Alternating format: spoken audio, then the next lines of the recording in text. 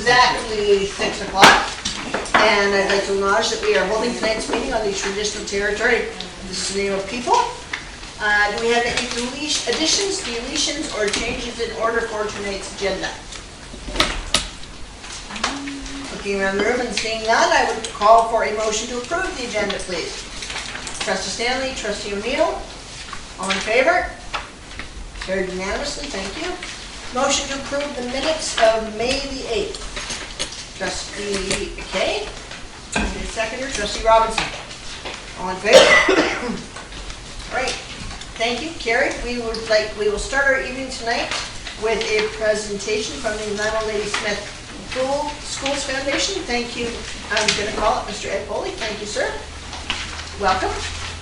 Thank you. Thank you, Candy, and thank you, board, for the last hour and a half. It's great to have that informal opportunity to get to know you a bit and to schmooze and get relaxed before we have to come up and talk to you formally, so thanks.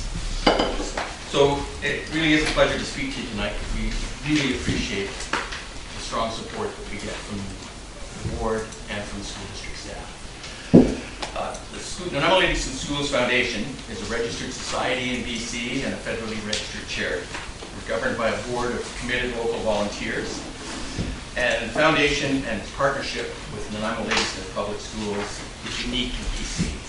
It's a partnership that we value greatly and one that's allowed us to accomplish a lot. We exist to support students, and our objectives align well with those of the school board, in particular in the area of addressing child poverty. Most recently, that partnership was reaffirmed and strengthened by the signing in July of 2018 of a long-term memorandum of agreement between the school board, district staff, and the foundation. The signing of that agreement was a significant milestone in our relationship with Nanaimo Ladysmith Public Schools, and I really would like to acknowledge and thank Carrie McVeigh for her support and her efforts in seeing that come to pass. We appreciate that a lot. Thank you. So what I want to do this evening quickly is provide you with a brief update of what we've done over the past year, provide you with some detail on developments in our food programs, and highlight some of our plans for the coming year. So our efforts at the foundation are focused on three main program areas: scholarships and bursaries, and those of you that were around last night realize what an amazing and exciting evening that is, and it's fabulous. The others, our other programs are student support program and enhanced learning initiatives to promote youth leadership and community involvement. So, with apologies to those who were there last night hearing these numbers again, but in the areas of scholarships and bursaries, we have received $366,000 in donations, which we are in the process of distributing, along with the $168,000 of Ministry District Dogwood scholarships that we administered. So in total, we will shortly have awarded over $534,000 in awards to graduating students in Nanaimo Ladysmith Public Schools. In the area of student support programs, we continue to expand our successful Stock the Lockers fundraiser in partnership with Staples and the Coast Community Credit Union, and continued our spring and Christmas community craft markets held at NDSS, along with a lot of work on Crystal's behalf, securing grants, donations, and whatnot. And that enabled us to provide over 70,000 breakfast, lunches, and snacks to hungry students, provided school supplies to over 1,200 students. We paid the fees for numerous students in need to allow them to participate in field trips to school events. We provided athletic footwear to numerous students in need to allow them to participate in school athletic activities. And we provided assistance to students in need of emergency dental or vision care that they couldn't afford. In the area of enhanced learning initiatives, we were able to continue our creative partnership with the RCMP Community Policing and the BIU Criminology Department in delivering the Yes to Know program, which enabled over 4,000 students to participate in a range of initiatives and workshops to promote community involvement, enhance their self-esteem, and support positive and healthy lifestyle choices. And we also continued the Enhanced Learning Grants, which are funded by donations from yourselves and your Trustee Legacy Fund. And those grants supported various creative initiatives in 8 local schools. This year was a significant one for our food program. We broadened our partnership with the food program, with the food bank, and streamlined our delivery system and interaction with the schools. The result is that we now have an efficient system that maximizes the return on funds we receive and allows the staff and volunteers from individual schools to spend their valuable time with students rather than running the food bank. In addition to what we receive from the food bank, the food program receives financial contributions from DP World, United Way, the President's Choice Children's Charity, and Breakfast Club of Canada, as well as significant in-kind food donations from Danone Yogurt, Minute Maid, and the Egg Farmers of Canada. So taking into account the numerous donations and grants received from individuals, organizations, and businesses in the community, as well as the in-kind contributions from various food suppliers, the Nanaimo Ladysmith Schools Foundation delivers an annual dollar value impact of well over $700,000. All of this work is coordinated by our excellent staff, Crystal Dennison and Sandra Scott, and we enjoy that staff courtesy of our partnership with Nanaimo Ladysmith Public Schools. Our work is strongly supported by district staff, and I'd like to extend my sincere personal thanks to Scott Saywell, Karen Cavey, and to Dale Burgos and his team for their ongoing support. So over the coming year, we will of course continue to focus on our 3 program areas, and we'll undertake some new initiatives. We will be continuing to expand the school meal programs, the grants and partnerships. With a bit of luck, if our grant comes through from the Schools Foundation, we'll be able to take on a lot more in terms of work with the schools. We'll be working with to update our branding and increase our marketing activities, and we'll be working to increase the number of folks who volunteer with the foundation. We hope to get a volunteer coordinator, develop a volunteer corps, and so that we can be more present at community events, raising the profile of the foundation. And lastly, we'll be launching, and we began last night with the launching of an alumni initiative, which will allow us to maintain connection and build an ongoing relationship with Nanaimo Ladysmith Public School graduates, retired employees, past trustees, and others who have a connection or a desire to help. As Steve Ray calls it, we're going to increase the size of our family. So we're starting with this year's graduates and past trustees, but with all these school reunion committees that are there, we can go back 50 years, and we want to build a strong network of everybody who has a connection to and an interest in the kids that are in our district. So anyway, that's it as far as my presentation. I really appreciate the time. And if you have any questions, I'm here. If they're difficult, Crystal's here. All right, I see your hand, Trustee McKay. I just wanted to say, on behalf of all of us, thank you so much for this presentation, and thank you for the countless hours of work that all of you do for our students. I certainly have seen in my own, and I know we all have in the school business, that we've seen the impact of your work, and it's incredible, and we are very, very grateful. So, Trustee McKay. Thank you. Through the chair, my question is, can you give us, share a couple of examples of what the Trustee Project Fund has provided in the last couple of years? Well, the ones that come to my mind, the Robotics Club. I know there were a number of literacy initiatives this year. Crystal maybe those are hands-on, but probably 4 or 5 different literacy initiatives. Yeah, Joyful Literacy. We've had some self-regulation equipment purchased, Aboriginal books at one school, the Robotics Club. Last year we were able to partner with a few schools to develop robotics and coding clubs at the schools. We also had garden, so Coltai School received funds for their community gardening project. Sorry, that was through the district initiative grant, not the trustee legacy. There was 8 of them. And that's another thing. I actually sent Charlene. Yes. I do have recollection. I thought I had sent that to you. There was a list of 8 of the projects that happened over the last year. I will forward that on so you can share it with the rest of the group. Yes. I would encourage those of you who are not currently part of the Trustee Legacy program to consider. It's a monthly payroll deduction, and the funds go into a pot and are divided out into $500 increments. We have the past trustees have designed a criteria and guidelines for any school staff to apply to help with small projects that that they would like to incorporate into their classes. So. And one of the nice things it was the alumni initiative. We'll build a big database, but it will still be compartmentalized because the trustee legacy fund, past trustees can continue to contribute to that. So we can reach back to the trustee alumni, let them know that there is a fund where trustees, past trustees can put in the current trustee board. And if that grows, then the board can develop a committee that consults with past trustees if need be. But that alumni initiative is going to serve us well for stuff like that. Thank you. Thank you. Any further questions from any of our other, anyone else around the table? All right, thank you very much. Thank you. We appreciate and it. again, we really appreciate the support.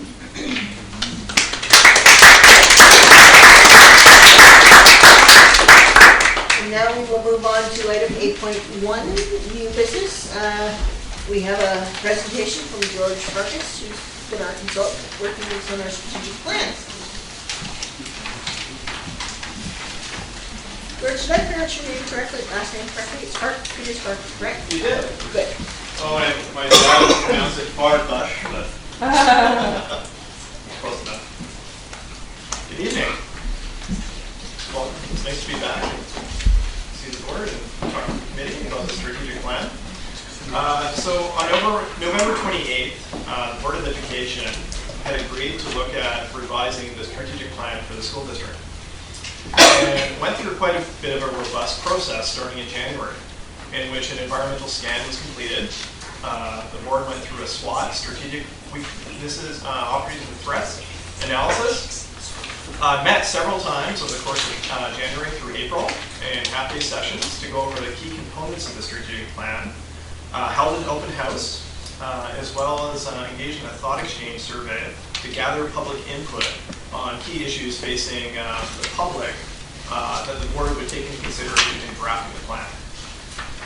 After the sessions were completed with the board, senior management were tasked with completing the objectives of the strategic plan.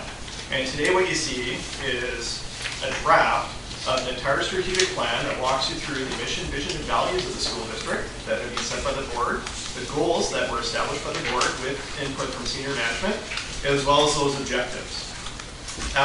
This plan itself is arguably the most important planning document to a school district in that it sets the blueprint for the next 4 years in the Board of Education's term in office.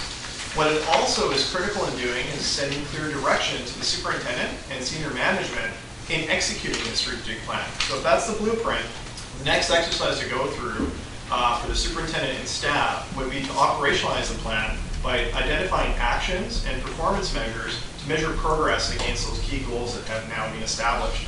So that work is well underway, and it's contemplated that it would be in place for the next school year starting in September. So what's also important to recognize is that what's being asked of the committee is to simply approve to the board that the board undertake a 30-day consultation process on the draft plan and some consequential amendments to board policy I'll talk about in a second. What it still allows the Board of Education to do is gather feedback from the public and further refine the plan. So a follow-up conversation most certainly needs to be had with the Board of Education to talk about some of the deliberations of senior management in identifying objectives, to have that discussion while bringing in the public input for the finalization of the plan. So I don't want to suggest that it's a finalized document. It most certainly has to go through a round of consultation and more board work so that the board ultimately has the final sign-off authority. So that's essentially where we're at in the process.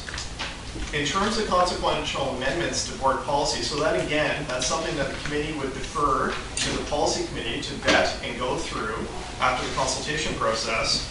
But the board policy amendments are really there just to remove redundant sections of board policy. So for example, the previous goals of the strategic plan, the previous board strategic plan are embedded within board policy. So in keeping with good governance practices, it doesn't make sense to enshrine an old plan in policy, but to remove them and to replace the old goals with a governance framework which sets out clear roles and responsibilities for the Board of Education in developing a strategic plan and the role of senior management in implementing the plan. So for example, the new board policy that's in draft that will be contemplated by the policy committee would look at things like the role of the board in monitoring the plan throughout the year and seeing the annual assessment completed by senior management staff to measure progress against those deliverables. So that's essentially my presentation. I'd be very happy to answer any questions that trustees or the committee may have. Thank you, George. You've made it actually a great deal clearer for me, just in putting it that way. What you said about the policy committee in particular. So these proposed changes in policies aren't written in stone at this point. We still have another step or two to go before we still have time to give input into these proposed changes. Absolutely. So this is just senior management bringing forward to the committee draft policy amendments that would need to be vetted by the policy committee and finalized. Okay. So do we have questions from anybody around the table? Trustee O'Neill. Okay, so first of all, I want to thank you, George, because your commitment to working through this process with us, I think, has been phenomenal. And overall, when I look at this document, I think there was a great, and I'll use the word collaborative, job done here. And part of that is on us as a group, but a significant amount is on you, and being able to take our combined thoughts and ideas and put that to paper in a way that we sort of, I think, envisioned it, or many of us did. I shouldn't assume we. My question is around including the policy aspect to the strategic plan. I hope that's no one. Is attaching that to the strategic plan in itself. And just to sort of cut, I guess, to my biggest concern is that why this wouldn't instead going to the public consultation process like our strategic plan would, why we wouldn't first send our policy to our policy committee. So, and I'm looking at you. I don't know that you're the person to answer that, but that's my question and concern. Do you want to take a stab at answering that? Sure, I can. What was your thinking in that? Because Yeah. I'm a little confused myself. Yeah, no, absolutely. It could go first to the policy committee if that's the wish of this committee or the board of education. Certainly, that would be an appropriate process. However, I would argue that if the committee feels that the amended staff changes are appropriate to put up for consultation, that would be an appropriate process as well. So really, it's the board's choice in defining the process. Why it was done this way is it does present an opportunity for the public to see the strategic plan, as well as some of the early thinking around how the board policy might reflect the new strategic plan, right? So, so it gives the public a better insight into the whole picture. Yes. I think the other piece too is that once you receive feedback through that 30-day consultation process, then the policy committee will kind of have all the information that they might need. And I think overall they're not really substantive changes, they just reflect the new strategic plan process. Okay.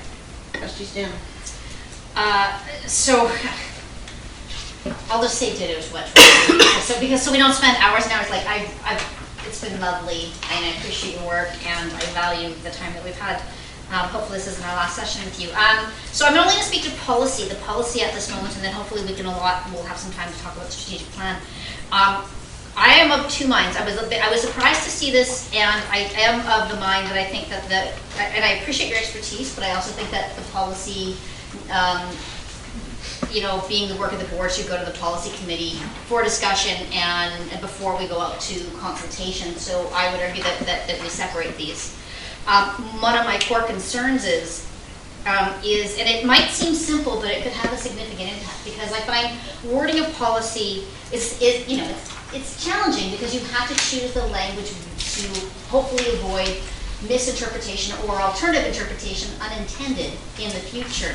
And when I look at the capitalization of the word goals and objectives, and I read this first paragraph, or the first two fundamentally, I'm concerned that it limits the scope of the role of the board to, when you capitalize, to a document, because the capitalization refers to a title, where if it's small g and o, it refers to concepts or ideas in general. And so that's one of like a little, like seemingly little, however massive impact if it's interpretive boards and goals and objectives or this one document. objectives and goals. So that's the crux of where I would like to have the policy committee have a conversation about this, is that it's the role of the strategic plan in the role of the board, in addition to, because when we look at other aspects of our, I think, board governance policy, it speaks to other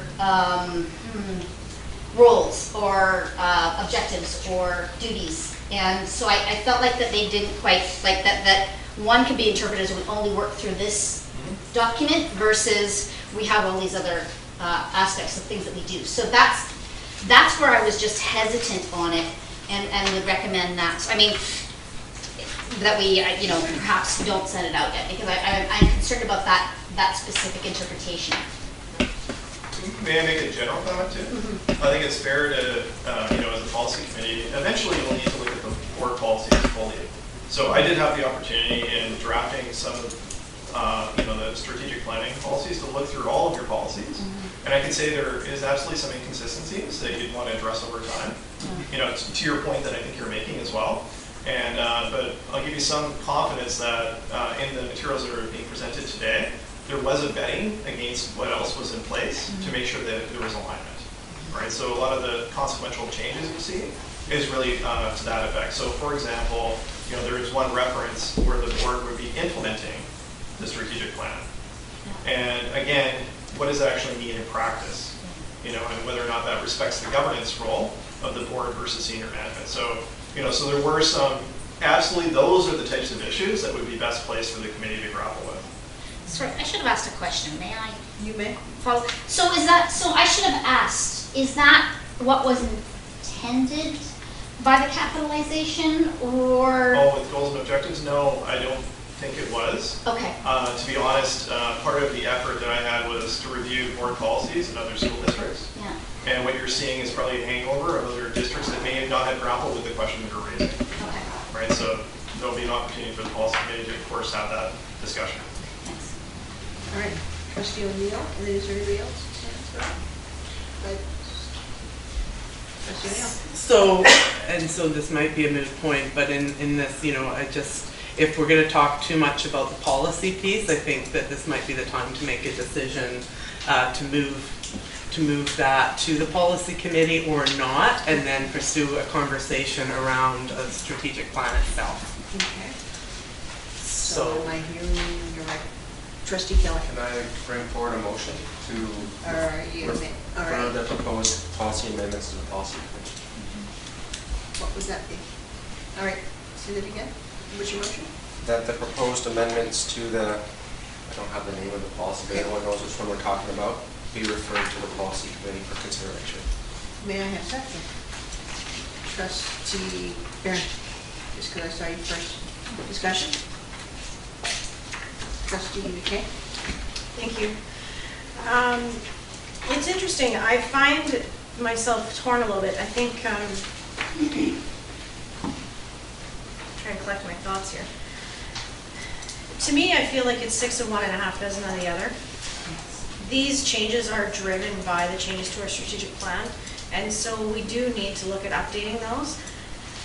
And I honestly prefer the idea of the recommendation having it phrased that we would send out the draft and the amendments to board's policy at the same time, because I like the idea that the public would get the opportunity to look at both of those items together, provide feedback on both, that then we could separate out and say, okay, we're going to send these pieces of feedback to look at regarding the strategic plan, and to look at the other pieces in our policy committee before finalizing the policy updates themselves. So I'm actually of the mind that it could go out at the same time, because I like the idea of the public giving feedback on both concurrently as opposed to separately. So I'm going to speak against sending it to the policy committee. Okay.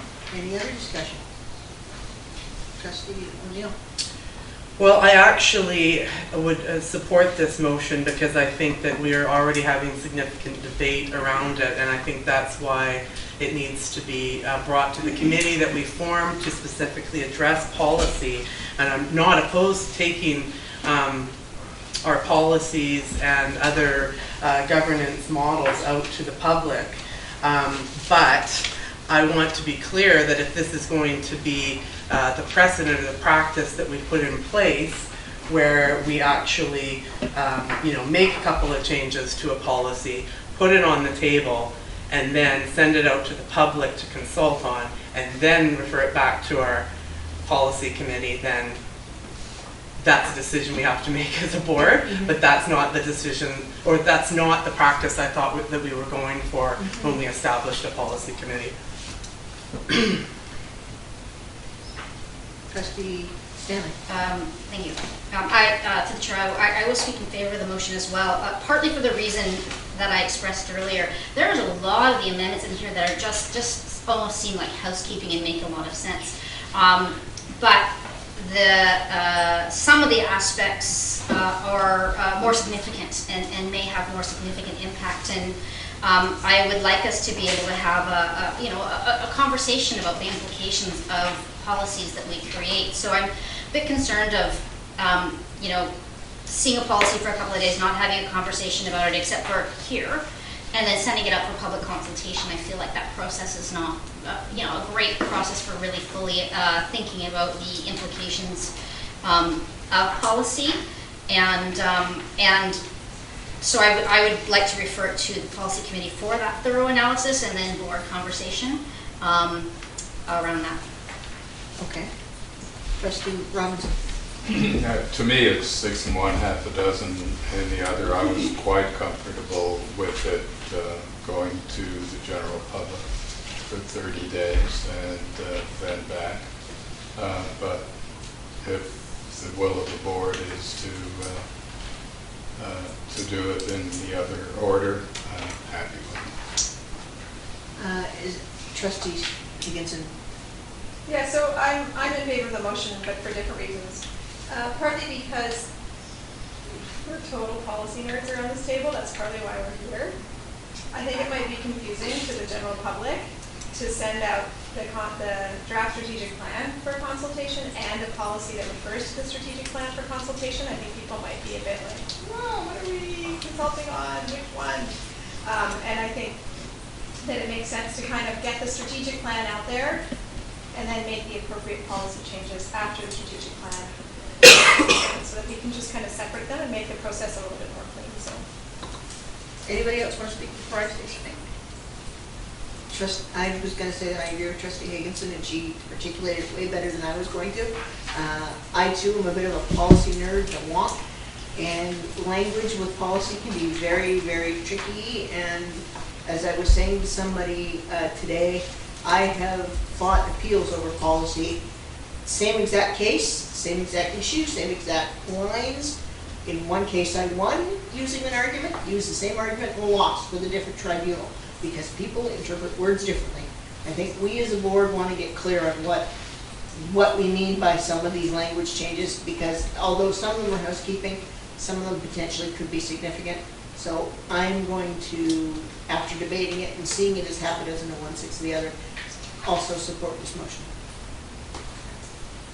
Anyone else have a comment? Okay, I'm going to ask Ms. Matthews, could you please read back the motion? I've got it just to amend policy, and then I've read off, I've listed off the strategic, the amendments that were listed in the original recommendation to the policy committee. Okay, so the motion was to refer these. Tested amendments. Yeah, okay. Policy. All right, all in favor? Okay, excellent. Okay.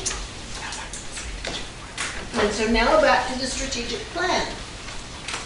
Any discussion on the actual strategic plan and whether we are ready to send that out to the public? Trustee Keller and then Trustee Robinson.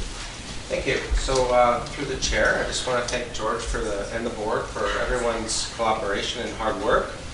I guess that's more of my question is, if the trustees or the board would like to suggest some changes before going to public consultation, how would you suggest that we bring those forward? So I do think there's a board decision on whether or not the board would like to collect feedback ahead of the consultation. So, that would be a board decision. I'm, as a consultant, happy to do so or not. In terms of process, if the board were to wish to gather feedback, my personal view is it should be through email as an example. Given that it's a larger size board, I would suggest or recommend bring folks together in a meeting to be able to collect the feedback. In my view, that's probably the most expedited way in which collaboration can occur, where issues could get discussed and resolved. Right, Trustee Robinson, was your hand up there, Trustee Anderson? Okay. I think so, Yes. Very briefly, like everyone else around the table, congratulations on a job really well done. And I mentioned to you as we chatted earlier, the way it was presented, that it popped off the page and was easier, made it much easier to get in your head and stick it there. And your response was? Tiffany did a great job. I think Tiffany needs to be recognized in this case and so many other cases for the way material is presented to this board. Thank you very much. Right. Trustee Hanson. Thanks. George, congratulations, and also to the whole board and our senior team for the great work that went into this. It was, a long process with lots of Saturdays and reading through lots of feedback from the community and community meetings, so I appreciate all the work that went into it. I'm particularly proud of a couple of the goals in here. I think we once again are still the only district in the province with truth and reconciliation as a board goal. And I'm really proud of us to have be a leader in environmental stewardship and sustainability. We are also, as far as I know, the only district to have that. So another example of us being leaders. My question is about our 30 days. So 30 days from June 19th puts us into summer. And I would actually really hope that one of the most important groups that we need to have feedback from is our employee groups. And I'm concerned about that timing. And how we plan to address that under a 30-day consultation. And we haven't had a chance to talk about what the consultation will look like in order to ensure that we have that feedback. And I think that asking people to do more in these last 2 weeks of school that would be meaningful for something that's as important as this is unreasonable. So I'm wondering how we would like to, if we thought about this, and if there's a plan for getting meaningful feedback from employees in 30 days over this bananas time of year. Ms. McMahon, don't let me respond to that. Yes. Promotion. Yes, we did think about it. And I'm not even going to comment. We did give some thought to it, and even though it says 30 days, I think we were thinking it would go over the summer, and probably it would make sense not to do anything in the August meeting, but bring it to business committee in September, and then again it would go to the board in September. So whether or not that would allow enough time, I think in our minds, realistically, nothing would happen during the summer. We don't, to your point, we don't think we're going to get all the feedback that you would want to have.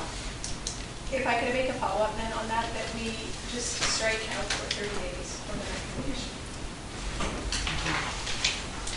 It allows us to, better form our plan, and it allows us not to be locked in, and it allows the public to see that it's out for consultation until such time as we determine it's not. I think that helps. That's a request, and I can make that amendment at such time as when we move the recommendation. The recommendation hasn't been moved yet, so. Yeah, when we move it, if somebody wants it to be amended, or we can just move it without the 30 days. Yeah.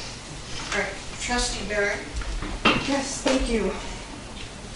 George, as I've said before, and I'll just say publicly, I thank you for all your work on this. Just reiterating what everybody else is saying, I'm really proud of this. I think that this is a really great representation of a lot of the work that we're doing as a board. So I'm really happy to see this all coming together. It's a proud moment.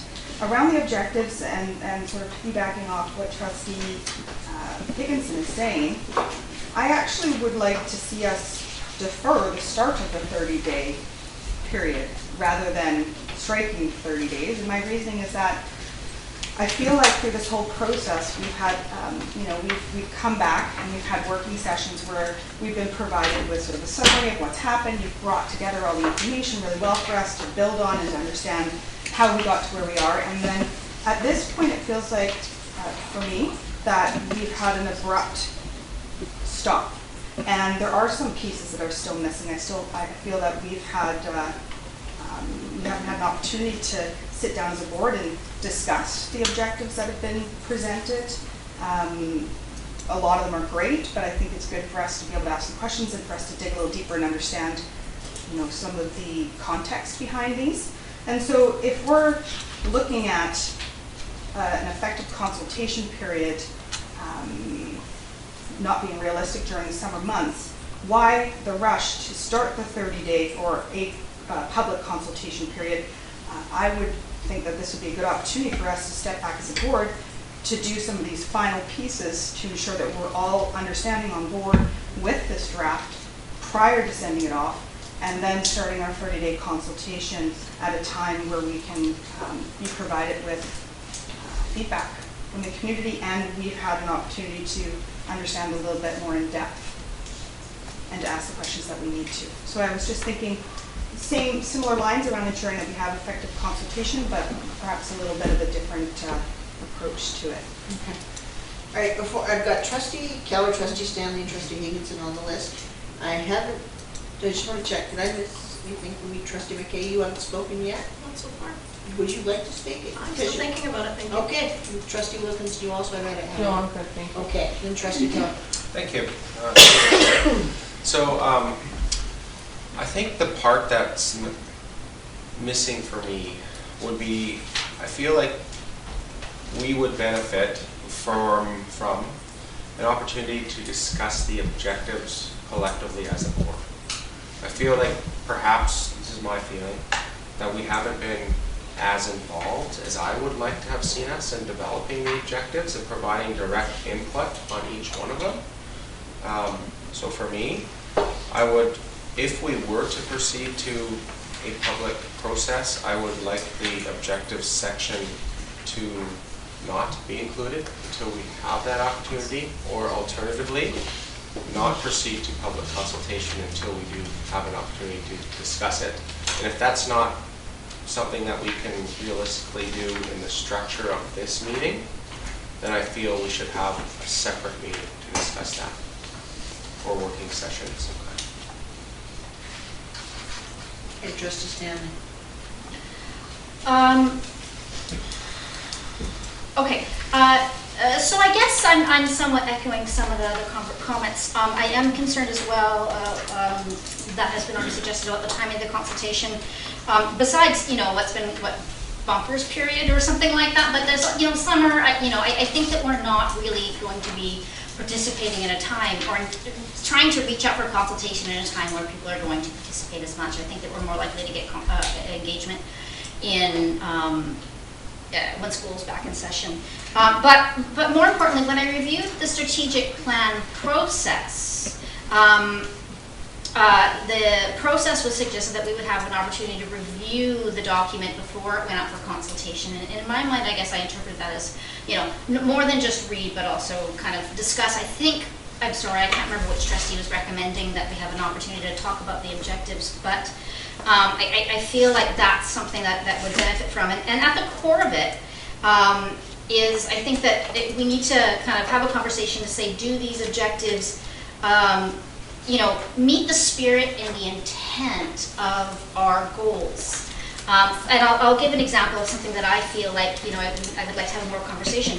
When we look at the goal of, it's a really long one, that was started off as being about inclusion, and then we changed and included other aspects of it, but we don't have a goal about looking at our students with special needs or complex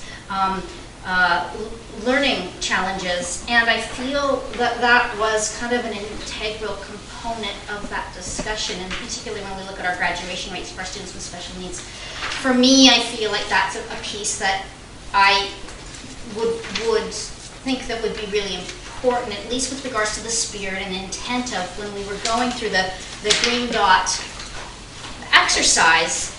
inclusion was one of the most, commonly identified goals. So that's just an example. I mean, overall, I think that it's great, and I think we're like, I think 90% there.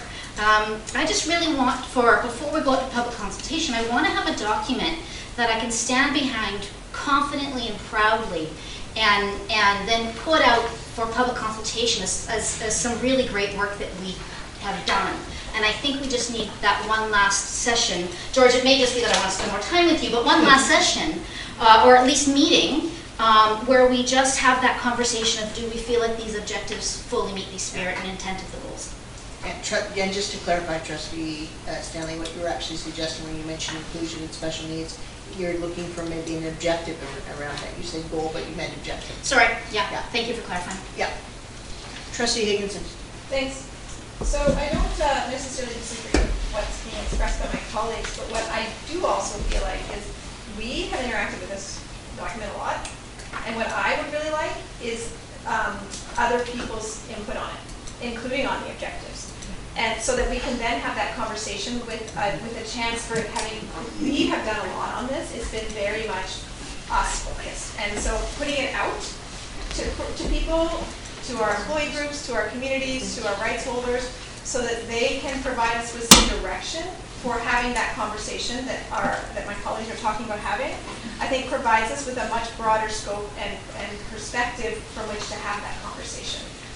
Because that's actually what I would like to know. I would like to hear from folks if we're on the right track, if they like the goals, if they've got other objectives. That's what I want to hear from people, because I feel like all of us have worked really hard together on this, and we really interacted a lot with it. So I'm okay with it going out to consultation, because I know it's not finished yet, because we need to hear from folks, because we've done a lot of the work for it in this room. And so I want it to go out to hear from people so that we can then actually have the opportunity to alter it and change it according to what, because I agree that I think some of the objectives need a little bit of tweaking and work. I don't want to drill down into them in terms of providing major input into the house, but I do think that we need a little work there. But that's partly I want to hear from the rest of the people who this is really going to impact the most, what they think, so that we can then incorporate that into those discussions that my colleagues are talking about having. Okay. Trustee McKay, Trustee O'Neill. Thank you. It's funny, I keep having to think after I say, sure, I'm ready. I thank you, Trustee Higginson, for what you said. I was sitting here struggling to try to figure out how to frame how I was feeling about this process. And so I do feel that, especially in our last session, we did spend quite a bit of time on objectives and trying to figure that out in our breakout groups, and I really appreciated what people came up with.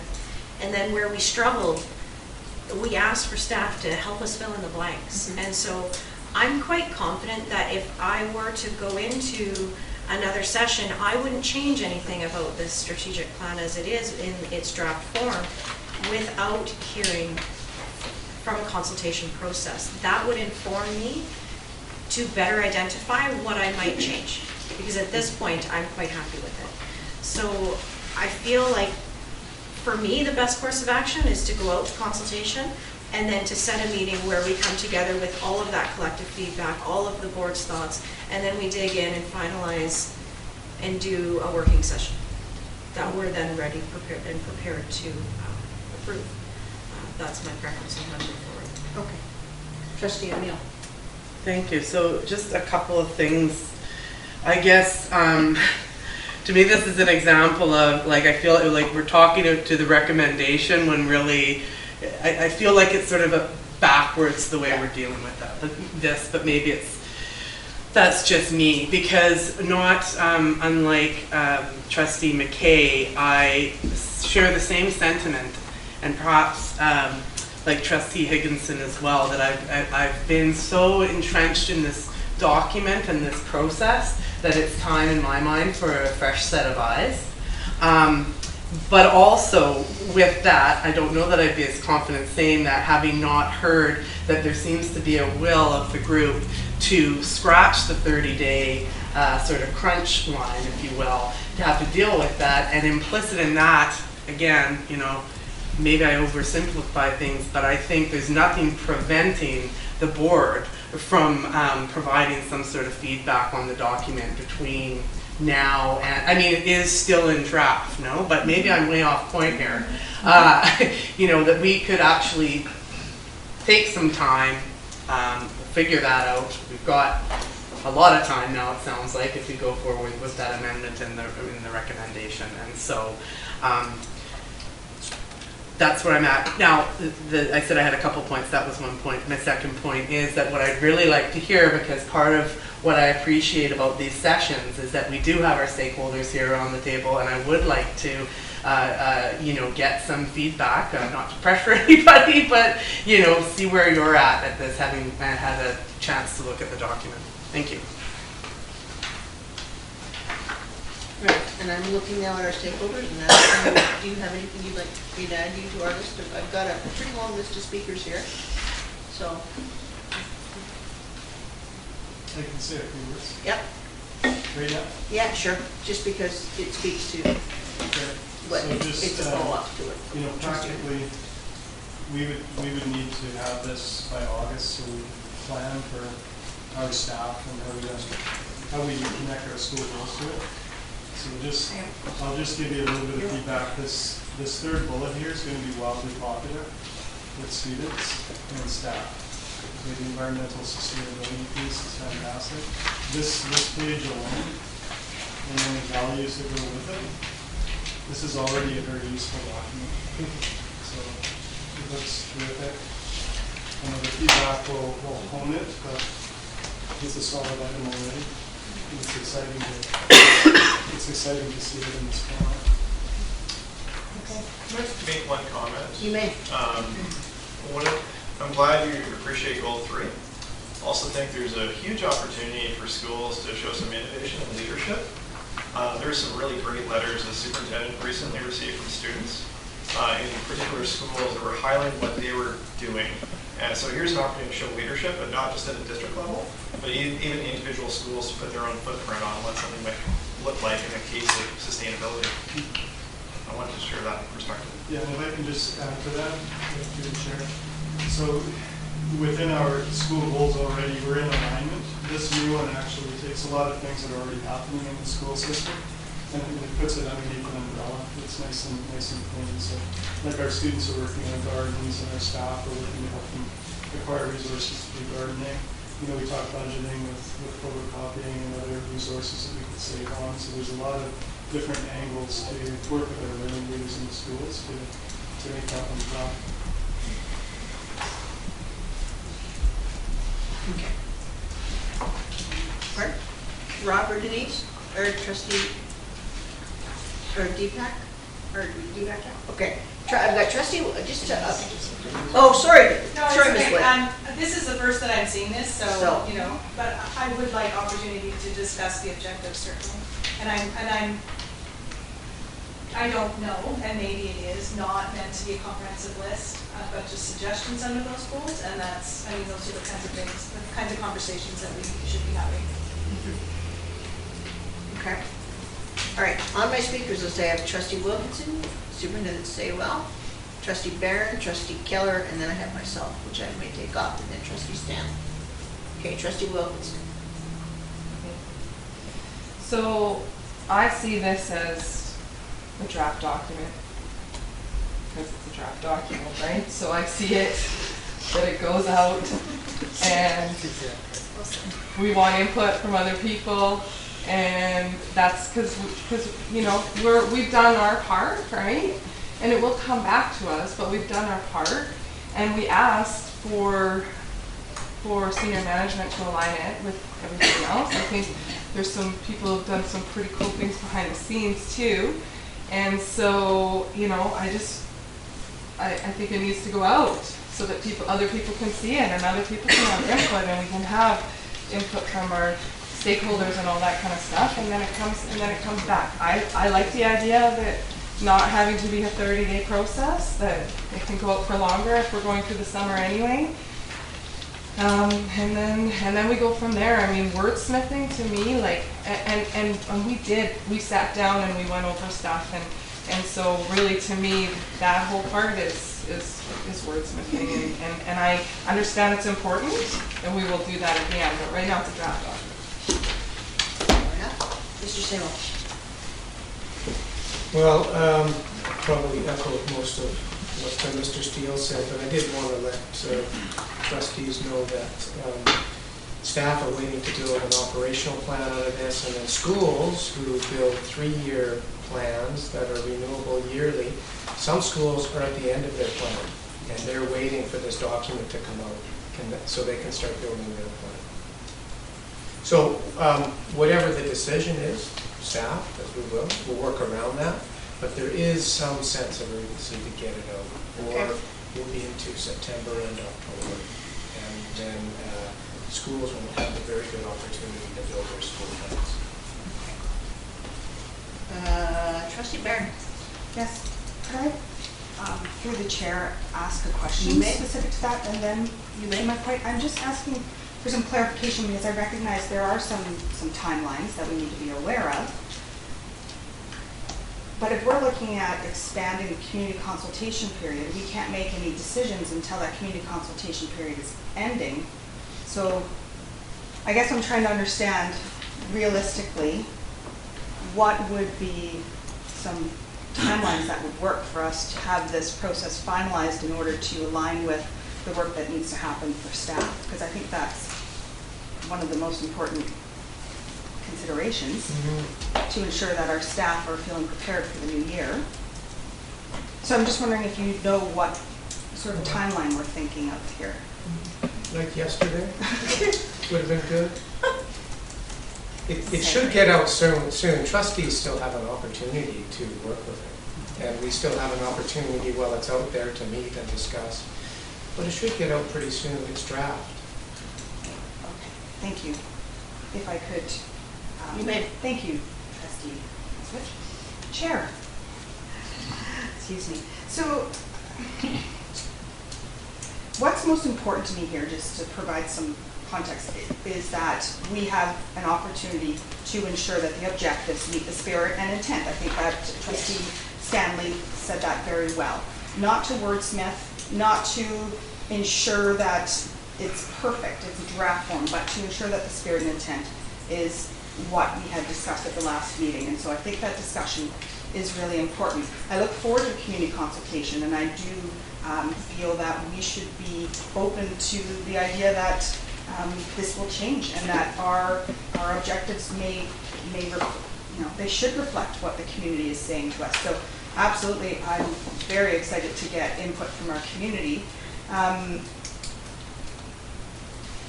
So I guess my question is, what would this consultation period, can anybody speak? I know we don't have Dale here today, but what would this consultation period look like? I Do can you know what speak to it mechanisms? Yeah. if you'd like, just based on what Dale has done in the past with the strategic plan, and Carrie, if you would like to add to that, of course.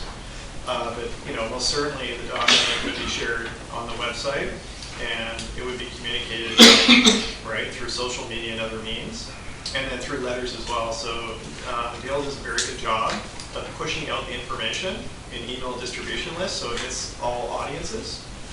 So what I would envision is the document itself would live on the website in draft form, and there'd be an opportunity to provide comments online.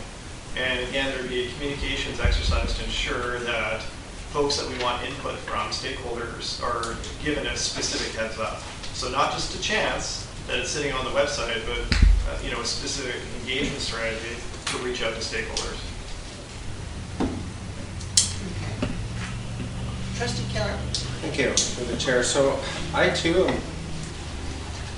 I'm a little bit, we're talking about timelines and wanting to be timely with the process.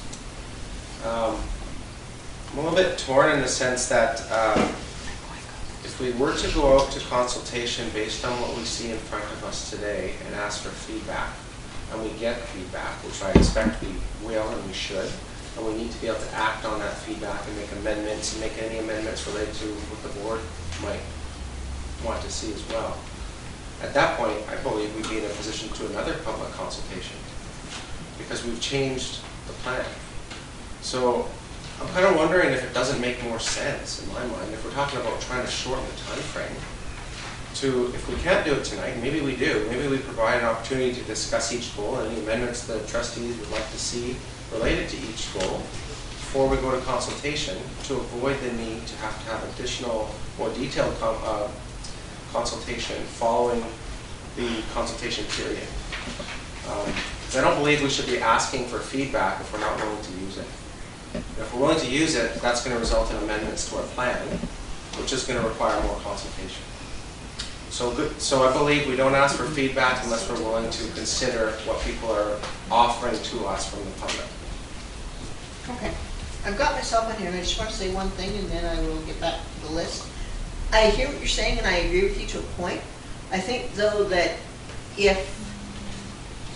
as long as any proposed changes we might have as individuals don't radically alter the spirit or intent of what's here and of the feedback we get, we don't necessarily have to take it back for consultation. I think it depends what we as trustees are seeing as missing.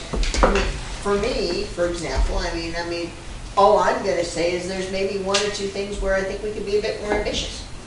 That the actual objective is, that the concept of the objective is good, but it could be more, and I'll just put it out there. The greenhouse gas emissions of 2%. I don't know what a better number is, but I think 2% is maybe not as ambitious as we could do better. Maybe it's 3, maybe it's 4. That's the conversation I'd like to have. But I think because, you know, I don't necessarily think that if we change that number from say 2 to 4, and I'm making up numbers, folks, that's something we have to send it back out for.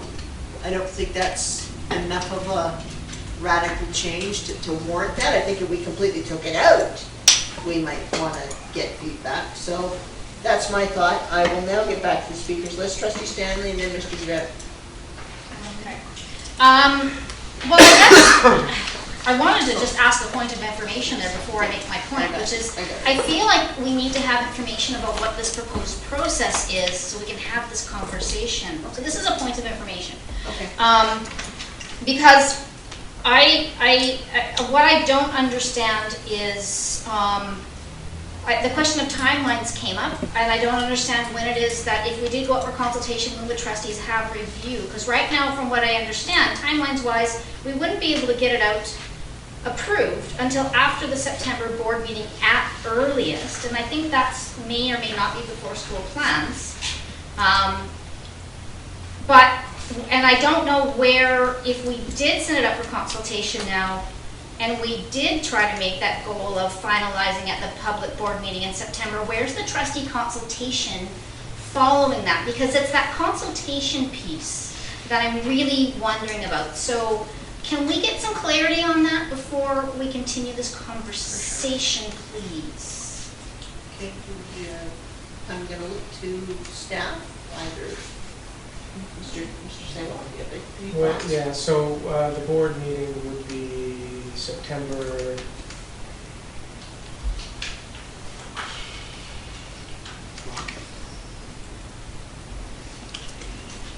Karen, when is it? Board of Business. Board. End of the month board meeting, vote. September 25th.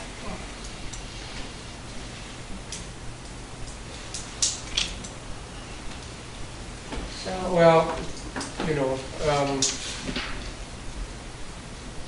yeah, to your point, it's getting late already.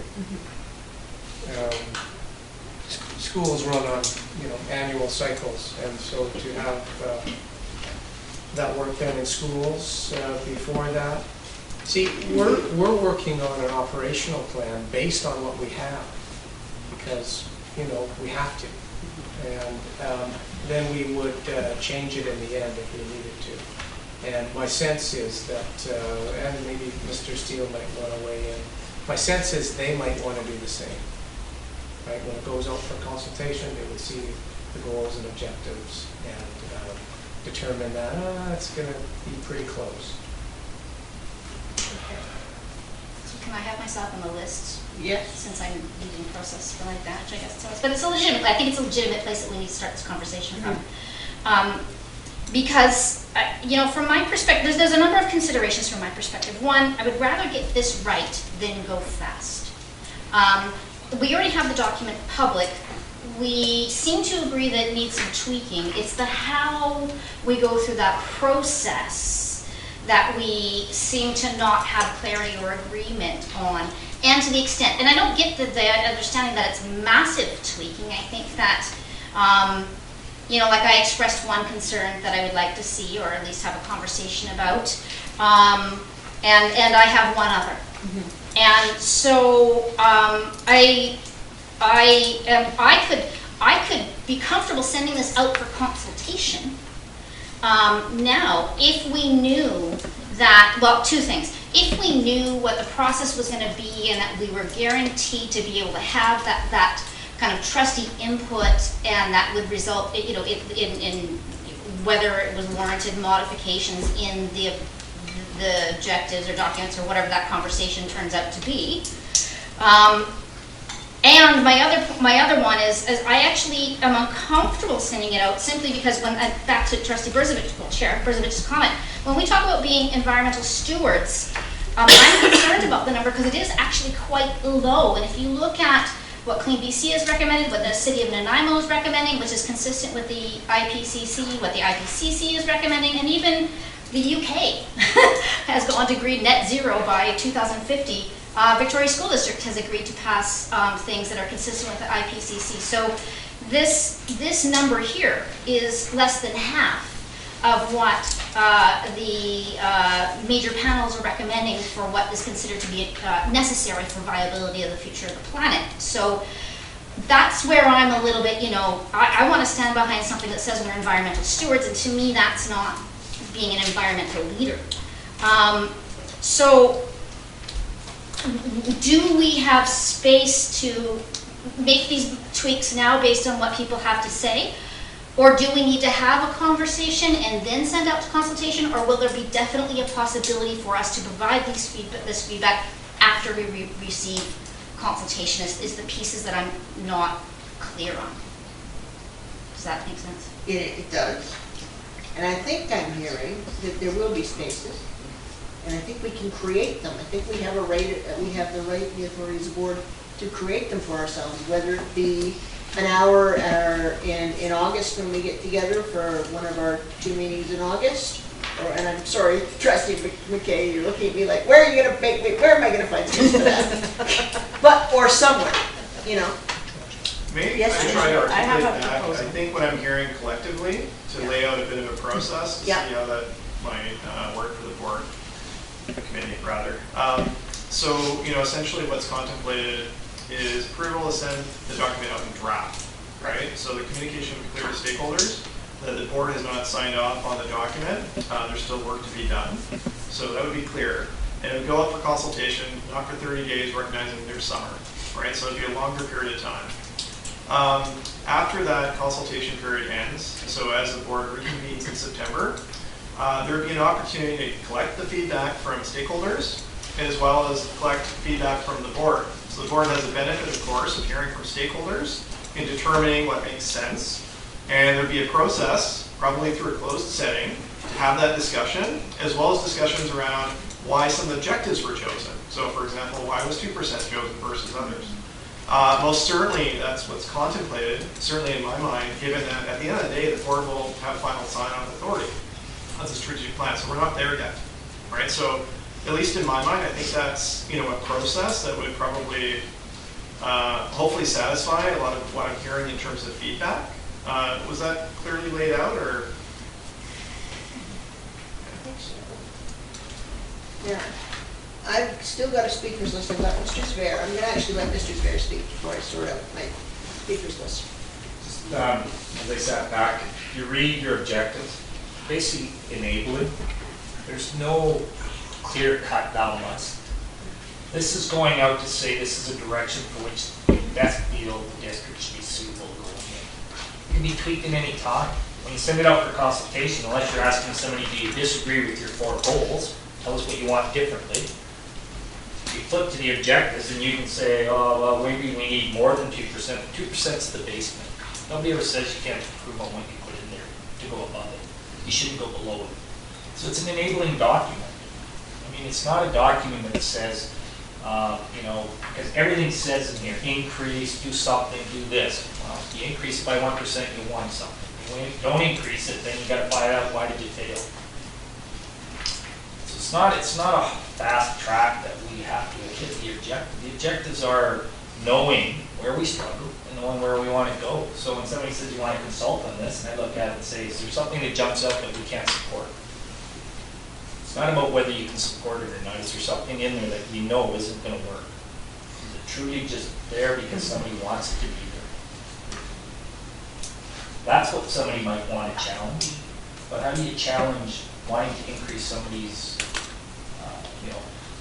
safetyness in school? How do you want to challenge somebody saying they want to reduce greenhouse emissions in the type of world we're living in? So you've gone a long way, and when you're saying consult to the people, do they agree with your objective in your direction? Or do they totally feel you're off and you need something else added to it, which would be a fifth goal?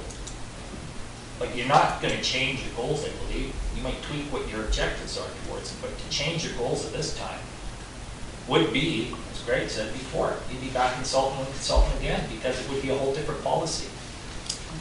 You're sending it out there to see if you hit the benchmark and are people on board.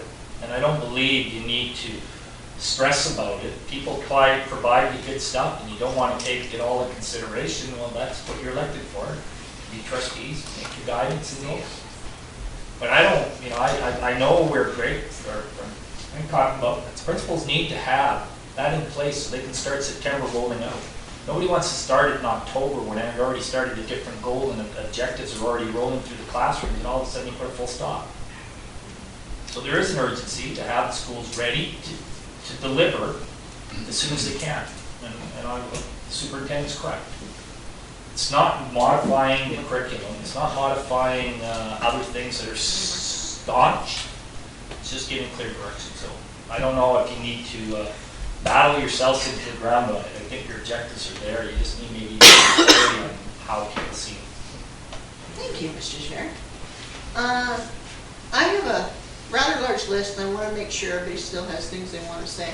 I've got Trustee Wilkinson, Trustee Higginson, Trustee O'Neill, Trustee Keller. You've all spoken, but I also see Ms. Lee has not spoken to DPAC, so I'm going to take the liberty of giving her the floor.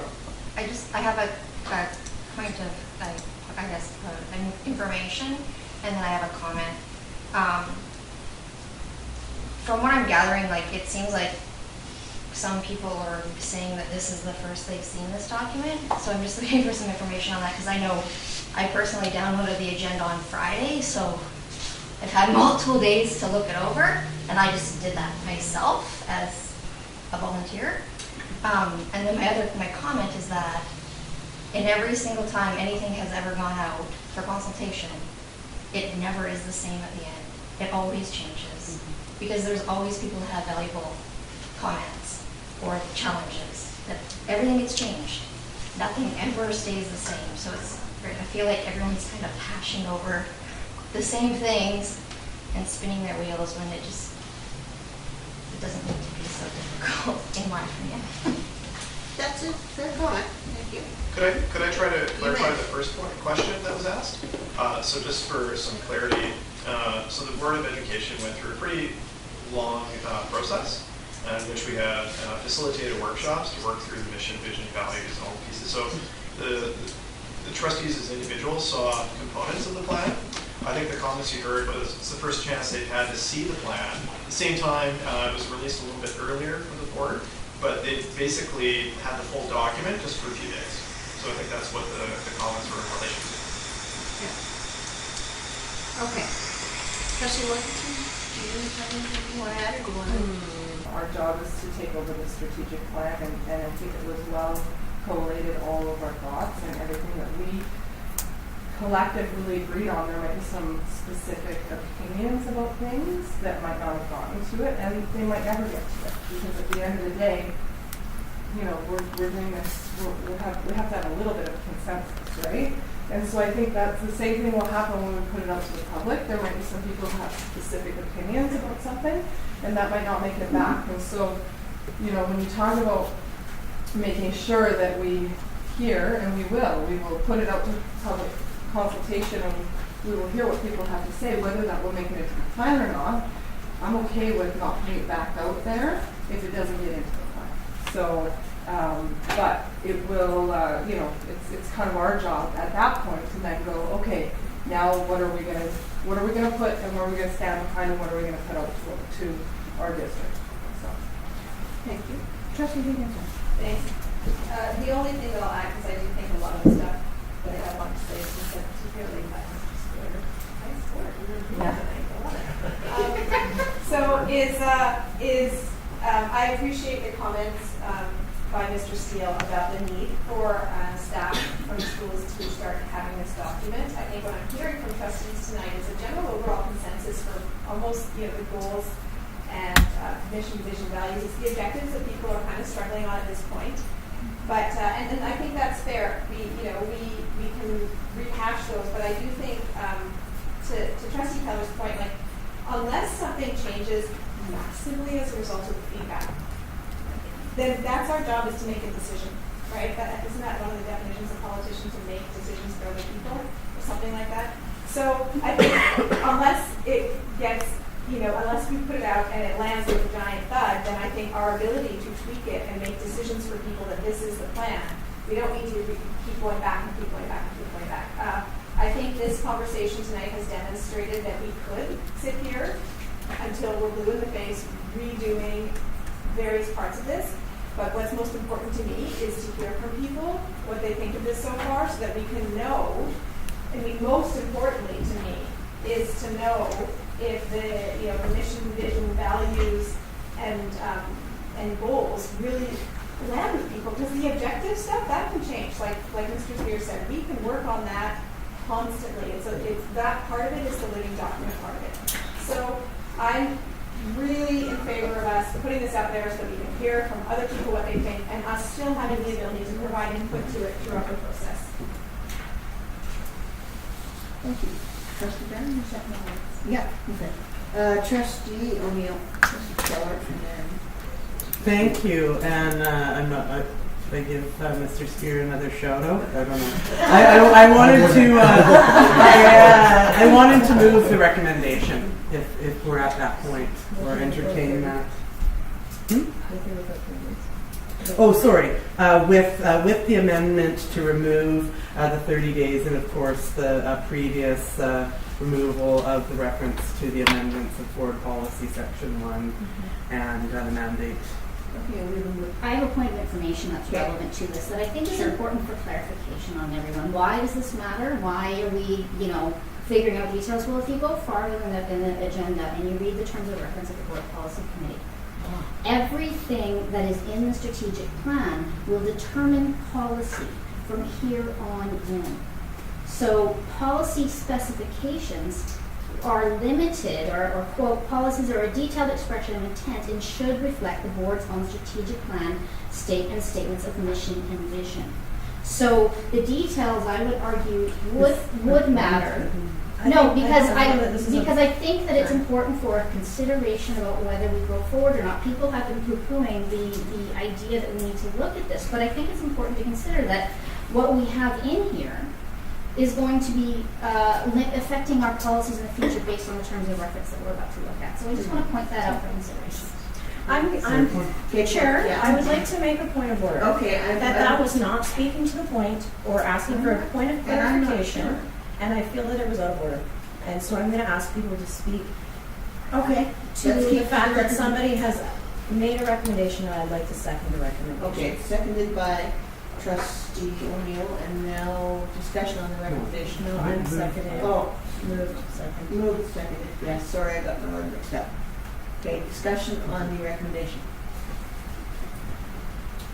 Anybody? So I'm the mover. Yeah, so you can speak to it first. So I just, I think that we've had a fulsome debate. Now, I mean, there is an opportunity to have further discussion specifically on this recommendation, but a lot of what has been said what's really sort of influenced my decision to pursue this, I guess, is that we are dealing with timelines, and I'm satisfied with the process that's been put before me in being able to work with this living, breathing document that is our strategic plan. Okay, trustee McKay. Thank you. Considering, I support the motion to move the recommendation for the board to consider at their board meeting next week. I would like to point out that I think in September we could utilize September 18th, which is our Wednesday meeting. It's our Wednesday night that doesn't have a meeting. That would be a good opportunity to sit down and review as a board, plan a working session to review whatever feedback we have collected to that point and all of the trustee feedback, and so that we can dig in, actually work on it so that we can look at finalizing a final proposal for the following week. And I know that that's a short turnaround, but I think it's possible. And I think that we can work within that timeline, and by putting it out to consultation, we allow all of our schools to start looking at their school plans, which I know I review regularly, and I would appreciate them looking at them as well. Absolutely. Thank you. Trustee Keller? Thank you, through the chair. So I want to thank Trustee McKay for that, because that's what I needed to help me move forward on this motion. I needed to know, have a date, have some certainty when we will be able to get an opportunity to discuss the plan. So thank you for that. Trustee Barron? Point of clarification, Trustee O'Neill, could you please repeat the recommendation that you put forward? There's a lot happening all at once, and I want to make sure I'm clear that I'm speaking to the right recommendation. Okay, through the chair. That the business committee recommends, this is going to be more official. The business committee recommends that the Board of Education School District Number 68, Nanaimo Ladysmith, pursuant to Section 1 Board Governance 2.7 Policy Development, engage in a public process of consultation to obtain feedback on the new draft strategic plan. Full stop. And so just to clarify, it's the same one that's put forward without the 30-day consultation. It only And with the amendment is the 30 days continuing. The other amendment is the removal of the policy documents that we talked about earlier.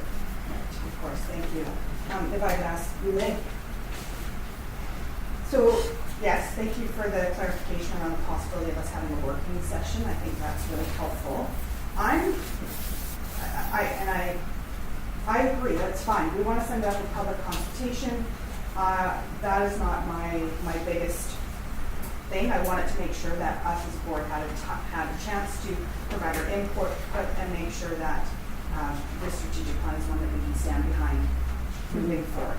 And so what I'm not understanding is we put it out as a draft, and I still have not received clarification that it's not possible, and I do appreciate all the comments made around the importance of having this finalized for the start of school, but I have yet to see any timeline that actually shows me that that is possible. You can speak. And so I'm not understanding. I'm going to try to speak to that.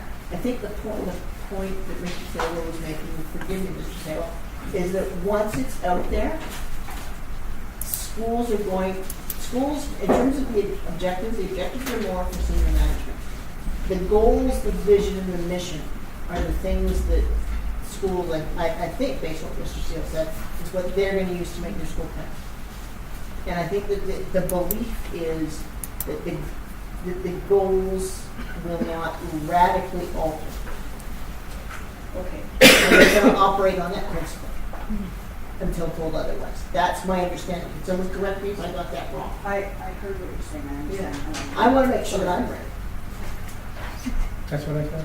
Yeah. Yeah, you may.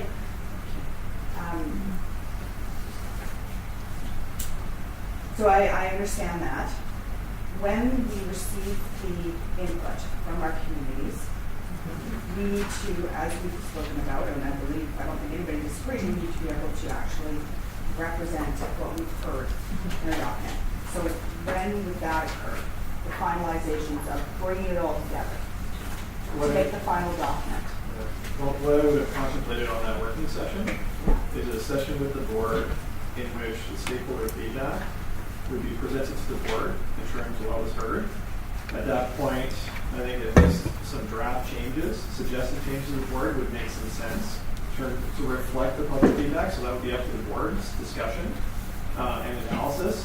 And at that time as well, there would be an opportunity through a working session to collect other thoughts of the board and have a discussion of other changes that would be made at that time. Right, so similar to the sessions we've had before, where it'd be a collaborative exercise to be able to get to a final product. Ideally, within that one session, right? But you'd have full information at that session to be able to make a collective decision and have full understanding of what stakeholders have presented to you, as well as some suggested changes by the senior management team. Anybody else have anything before I ask another question? And I'll call the question. Maybe ask them call the question. Then I have a question.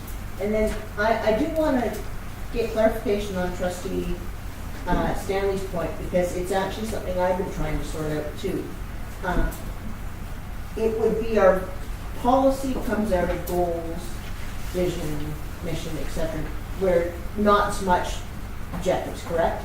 And where I'm seeing things that we might want to tweak are for us as board members, where we have feedback, is in the objectives. So it doesn't necessarily mean that we'll have a lot of policy implications if we tweak an objective here and there.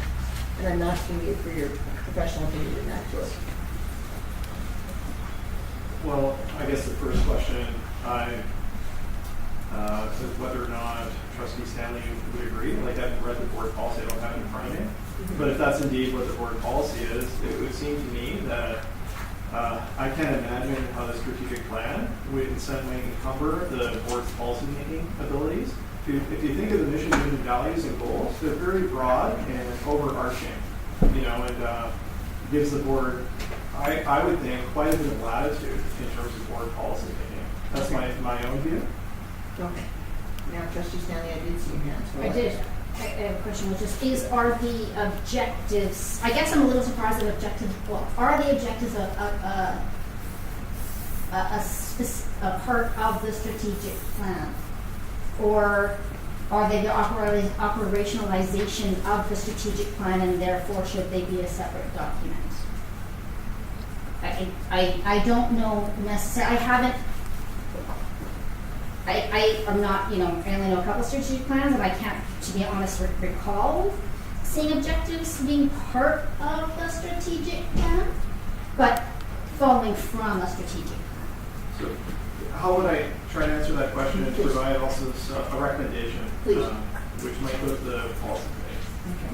So most strategic plans in K-12 do have goals and objectives. The province's strategic plan, the Ministry of Education, has goals and objectives, so they're very much aligned with what you see in terms of good practice. I would argue that reviewing the board policy governance manual to ensure that in any way you're not encumbered in terms of setting policy direction that's in keeping with the Board of Education's mandate, I think would be important. In my mind, I can't see why a document such as this should in any way constrain the board of its school act requirements, right? Because at the end of the day, the legislation takes precedence over board policy. And that's what guides the Board of Education first and foremost. And the legislation has very broad, overarching responsibilities for the board that, again, takes precedence. And for folks that are unfamiliar with what that means, is board policies can't contravene law, right? The school act, that takes precedence. So that's the starting point. And I would argue that if you have a board policy that constrains you in any way that's not in keeping with the school act, it should be reviewed. So again, that might be useful work with the policy committee to take a look at in terms of ensuring that the strategic plan can be operationalized and doesn't constrain you unnecessarily. Okay. Thank you. Do we have any further discussion on the motion? Give it 5 more seconds. All right, I'm going to call the question. All in favor of the motion? Anyone opposed? None opposed. All right, motion has carried unanimously. That was quite a debate. Thank you all for your Thank you, George. patience. Thank you, George, for your wonderful work. Yeah, Right. Bring back that visitor tag, George. I was mentioning to one of the trustees that I might be collecting that I don't. Keep collecting. Does anybody need a 2-minute stretch break? That'd be lovely. 2-minute stretch Nice. break. Give us 2 minutes, we're gonna take it. No, 2-minute stretch break. Thank you. Next item on our agenda is Ms. Sutton. Going to make a presentation to us. Senior staff reports 9.1. Third quarter update. Hi, everyone. So giving a fairly quick, high-level snapshot of where we're sitting right now. And as you can see, so just for a point of clarity, the annual amended budget, which we just discussed, budget, but February, so the numbers, of course, are reflective of that approved budget. And then the actuals at May 31st. So at 90.29% of revenue has been received to date overall.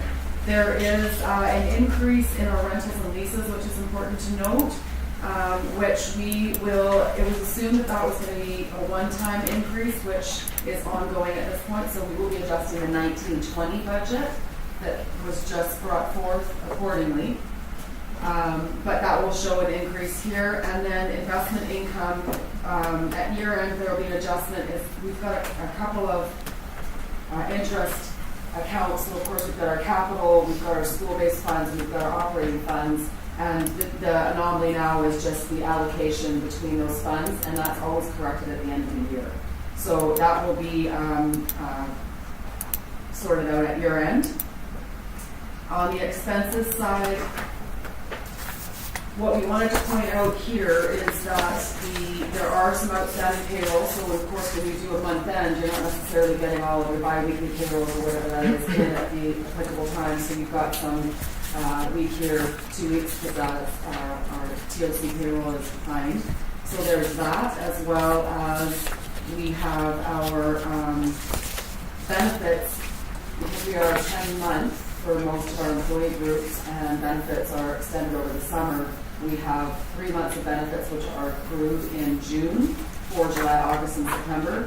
So there's a substantial amount left to be covered, which is why the benefit amount is a little low.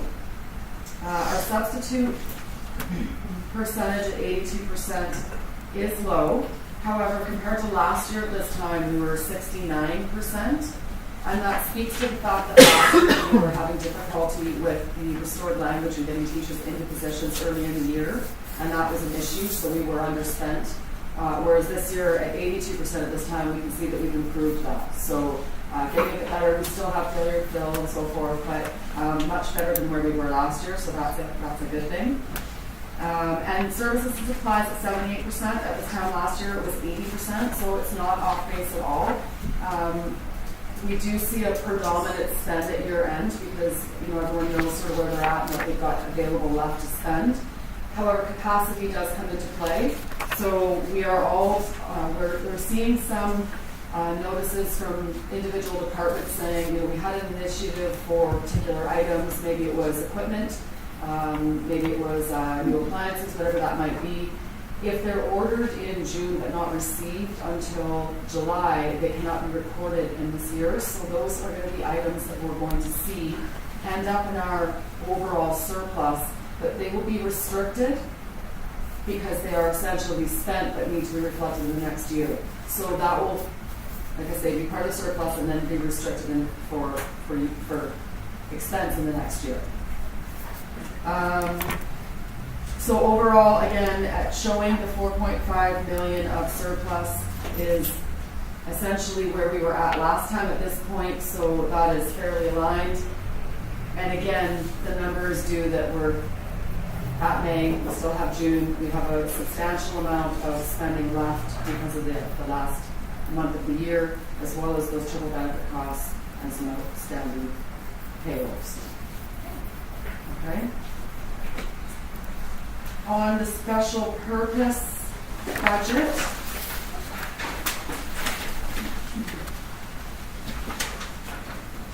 overall 89% received to date, and as sort of indicated to you, we receive our revenues at different intervals depending on that special purpose fund. where we're seeing an anomaly, of course, is the 559% increase. It's not a joke.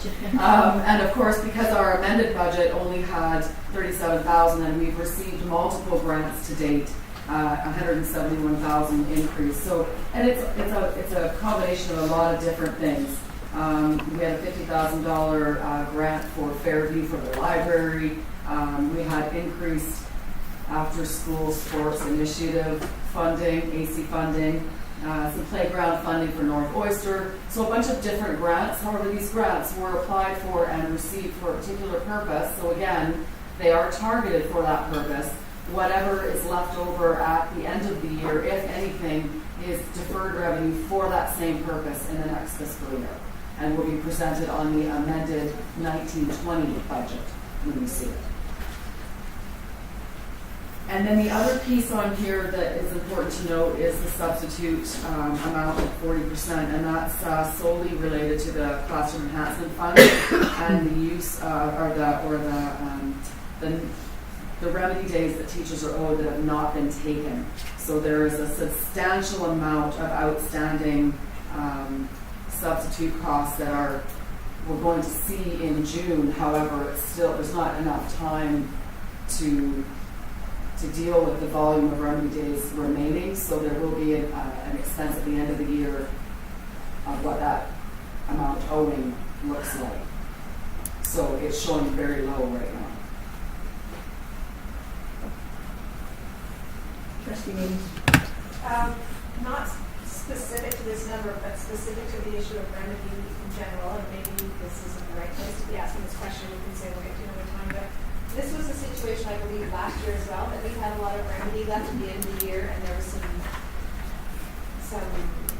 back and forth thing with the ministry, and so I'm actually unsure what happened last year with the remedy that was not paid out during the school year, and is there a plan to deal with it this year so it's more efficiently dealt with? So my understanding, and I could be correctable, but my understanding is that last year's balance is still on the books, and those amounts that are owed are sitting in the applicable teachers' banks on top of the days that they're owed for this fiscal year. Whatever is unused at June 30th is still an expense owing, and there is, I believe, an agreement with the NDTA that speaks to how that will be settled. And I believe that the balance of days that has not been taken will be transferred to the NDTA for professional development initiatives accordingly. So you have to determine what that looks like at June 30th, and then those bank balances will be totaled and that expense transferred over. Okay. That makes sense? Trustee Stanley, then next. So thank you. Through the chair, I suspect this isn't, well, on the special purpose budget, I'm wondering if you can help me understand why when we're looking at French programs, I'm interpreting this as we've spent only 70% of the allotted funds for the French programs. Can anyone help me understand why? Partly because from what I understand, the French program, people were saying that would be, they don't have a curriculum support or a curriculum support, and so I'm wondering,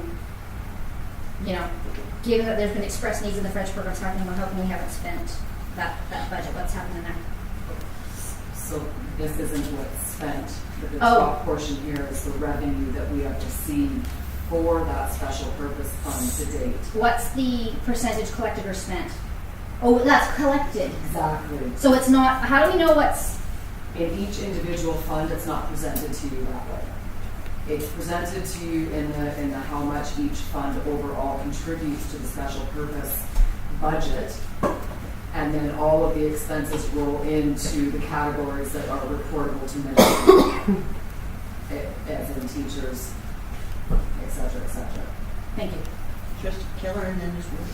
Thank you. Through the chair, just a question. Can you please explain remedy time? I'm not don't quite understand the term. So the LOU outlines the class size and composition, which means how many children are to be in each class, and the number of designated children that are allowed to be in each class. And there are a lot of rules in amongst that letter of understanding, LOU.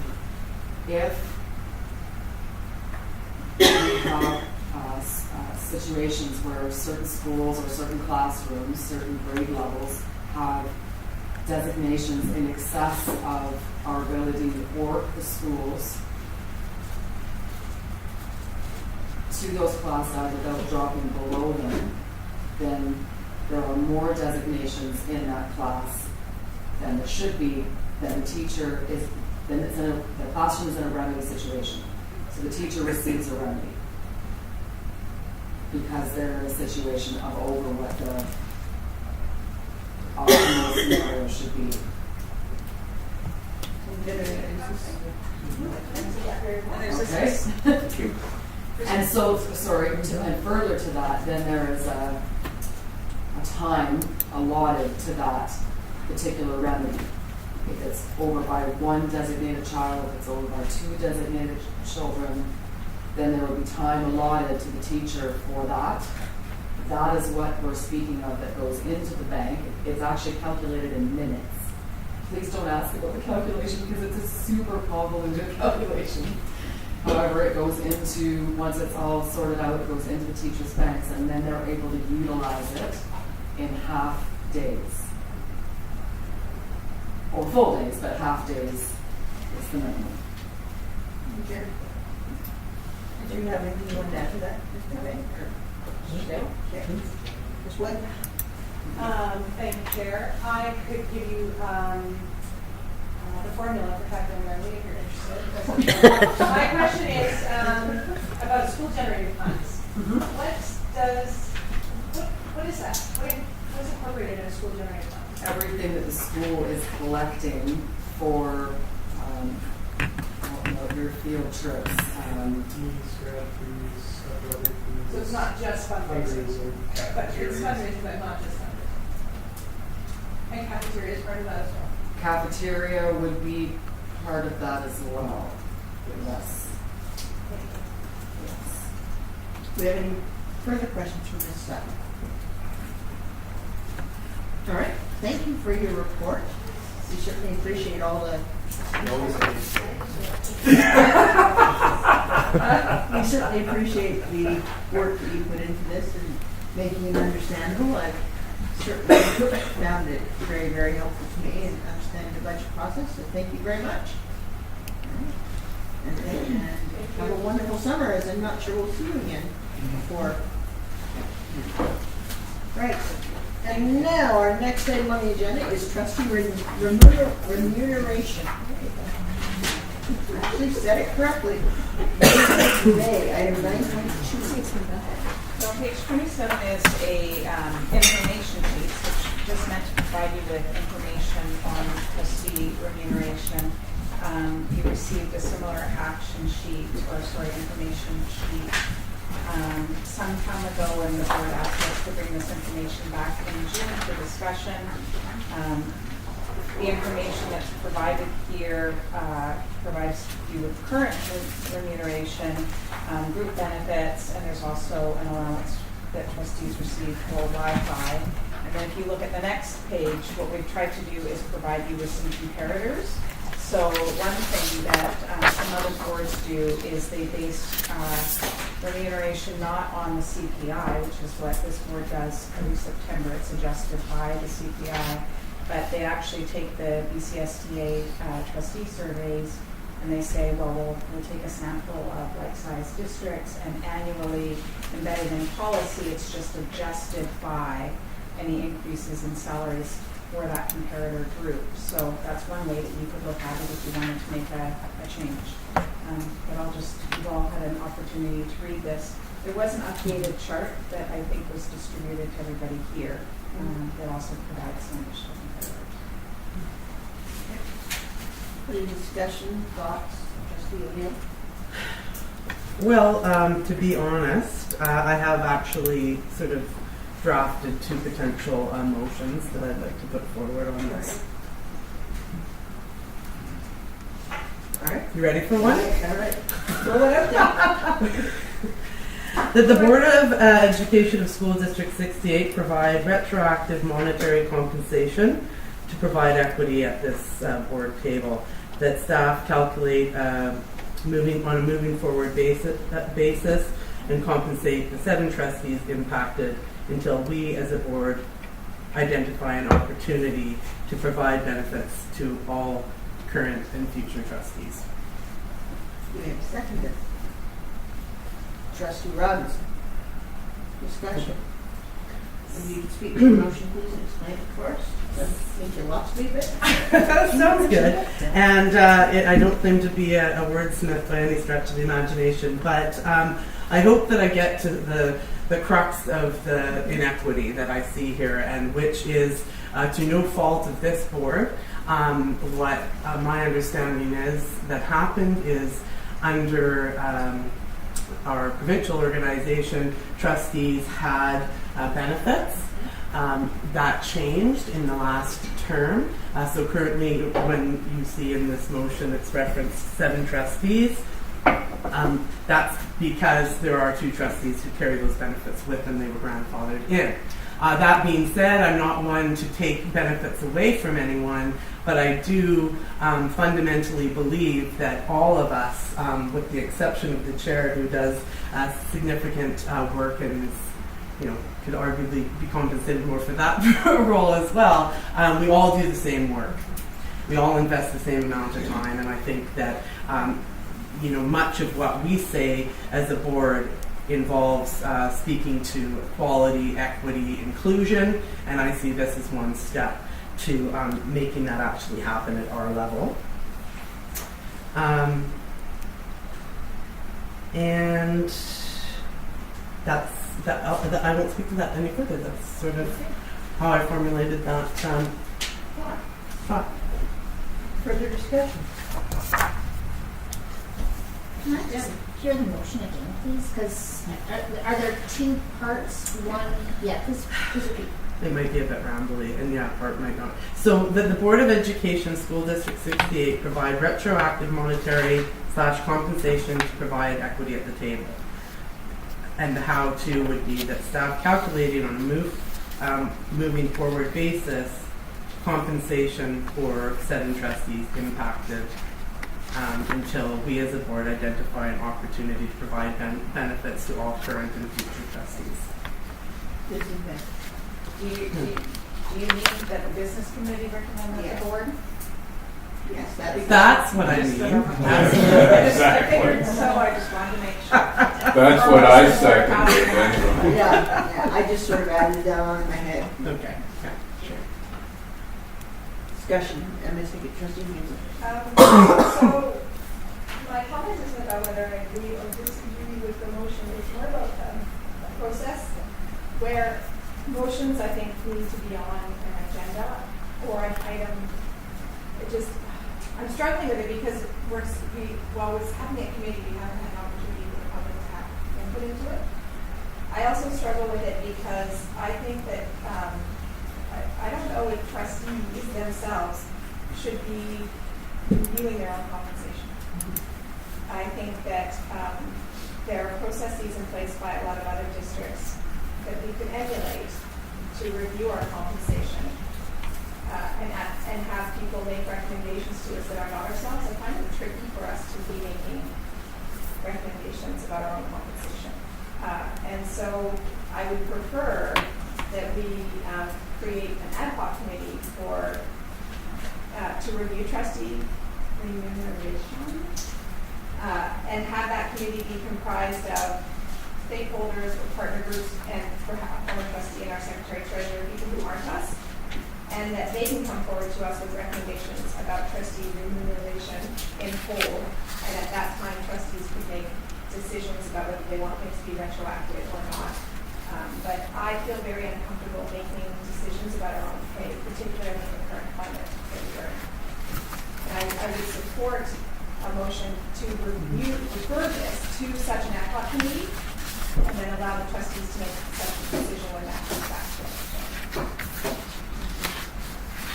Did you want to respond to that, trustee O'Neill? Sorry, I did, but if there's another is there speaker. any other speakers before I allow this trustee Barron? Just around processes, speaking to a motion that was put forward, and then I'm hearing a different process being proposed, and so I haven't moved the motion. She hasn't moved it, no. I just am speaking about how I'm uncomfortable with the current recommendation. And would prefer it to be done differently, but I haven't moved the motion because I know that there is one that's moved.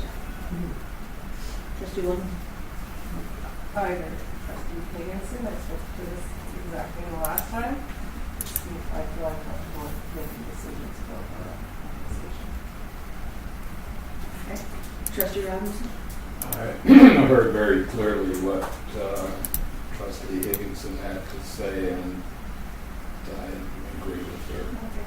So my seconding is getting pretty shaky. Fair enough.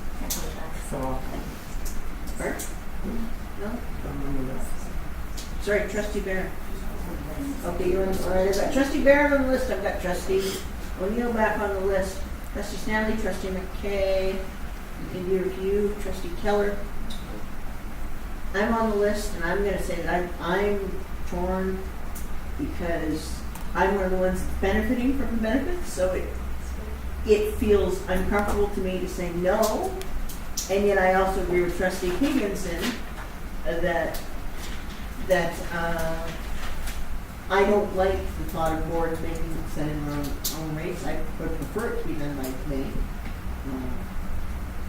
And yet I also do feel like this has been an issue that's been dragging for quite a while, and it does come a point where you want to shoot the elephant and get a process in place and figure it out.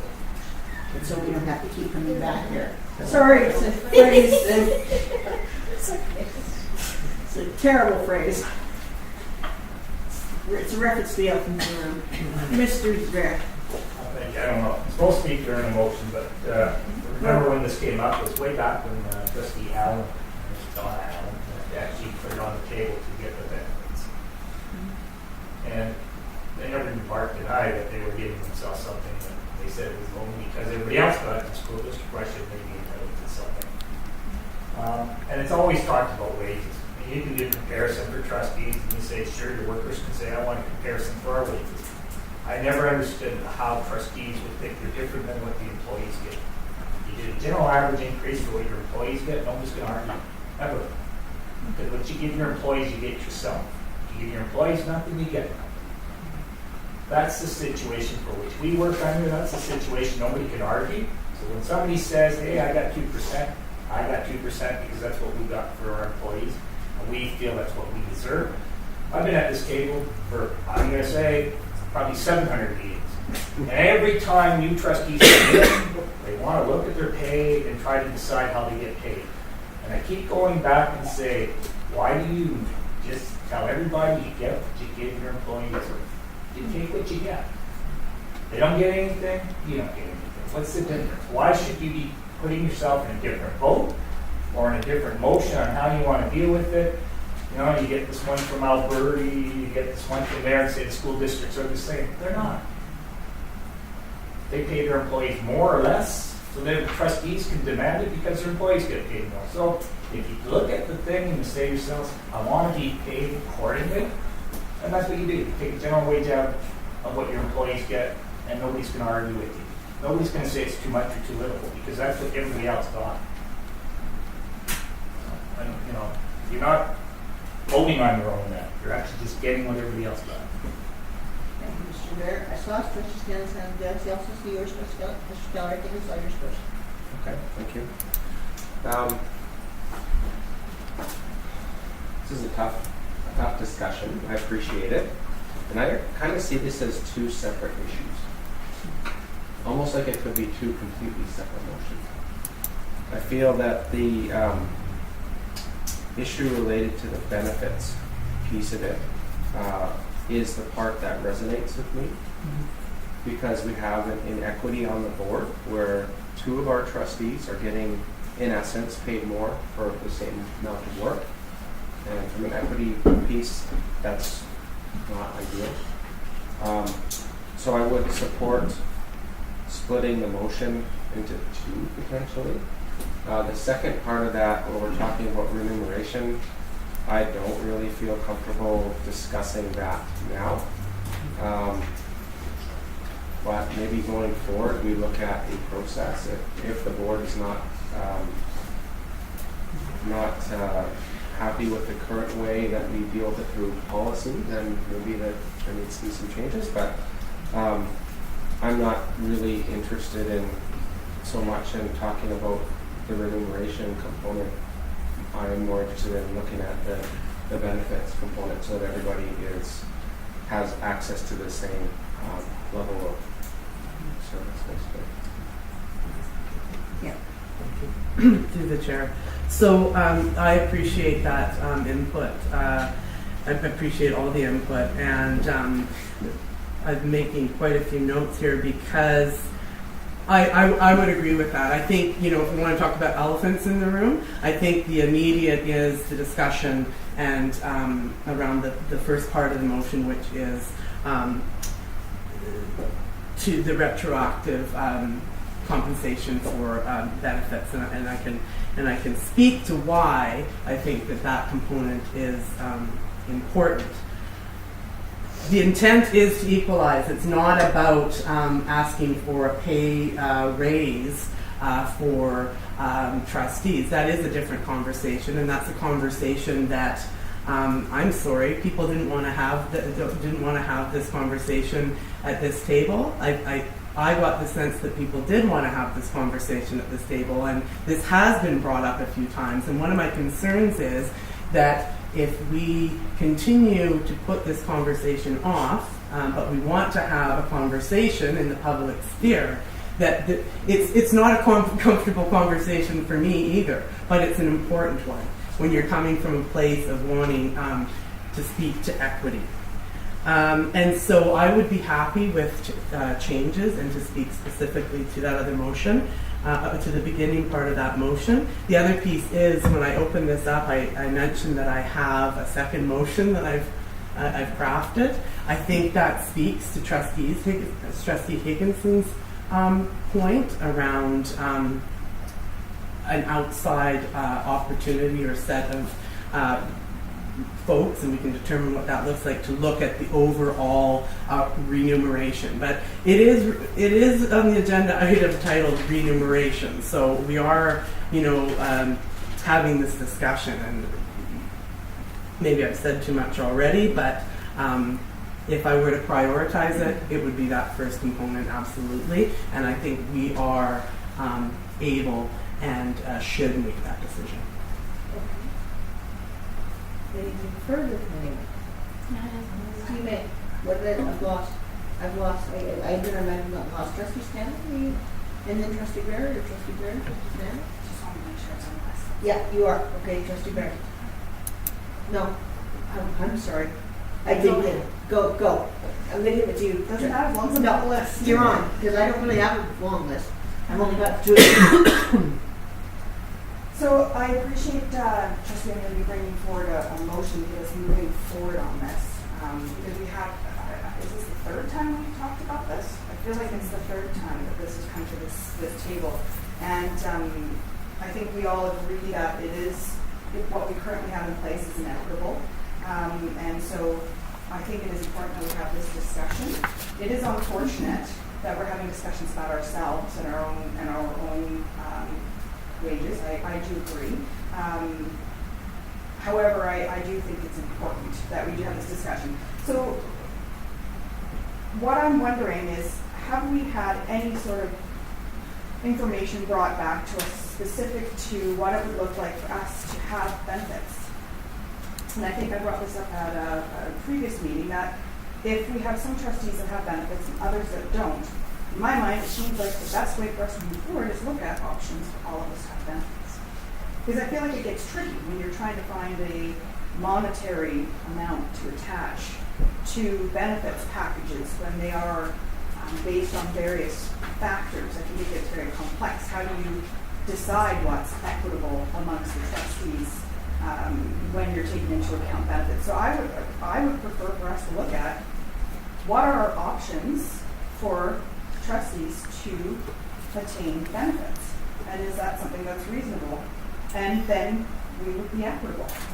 That's what I'm thinking might be a better route for it. Trustee Stewart? I'm wondering if we need a response. Right. Oh, is there a response from staff? No, we haven't, beyond the benefit plan that staff are on and are provided for the BCPC, we haven't gone out and sourced whether or not trustees could be secured under another plan. So that's work that we could walk away and do. One of your challenges on the equity piece, just for your consideration, would be you'd have to, by trustee, say whether or not you would have elected single benefits or family benefits, because that would change the amount that each would be entitled to. And then if you are beyond the age of entitlement for group benefits, would you still give the cash amount to a trustee? So under normal, right, if I'm beyond a certain age, then I'm no longer entitled to benefits. So there's all those pieces that maybe a benefit specialist could provide both pieces.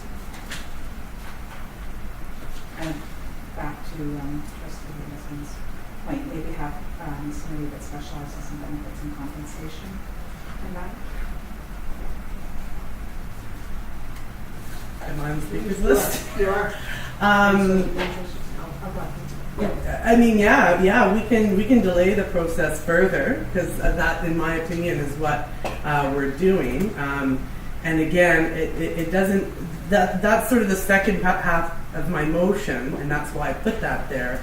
Is the immediate is to compensate and retroactively pay for the amounts, and we'd have to figure that out, that those 7 trustees would get. The second component is that we would explore the viability of benefits for trustees or maintain the status quo, right? So if we found ourselves in a place where we couldn't get benefits as a group, then that compensation would continue.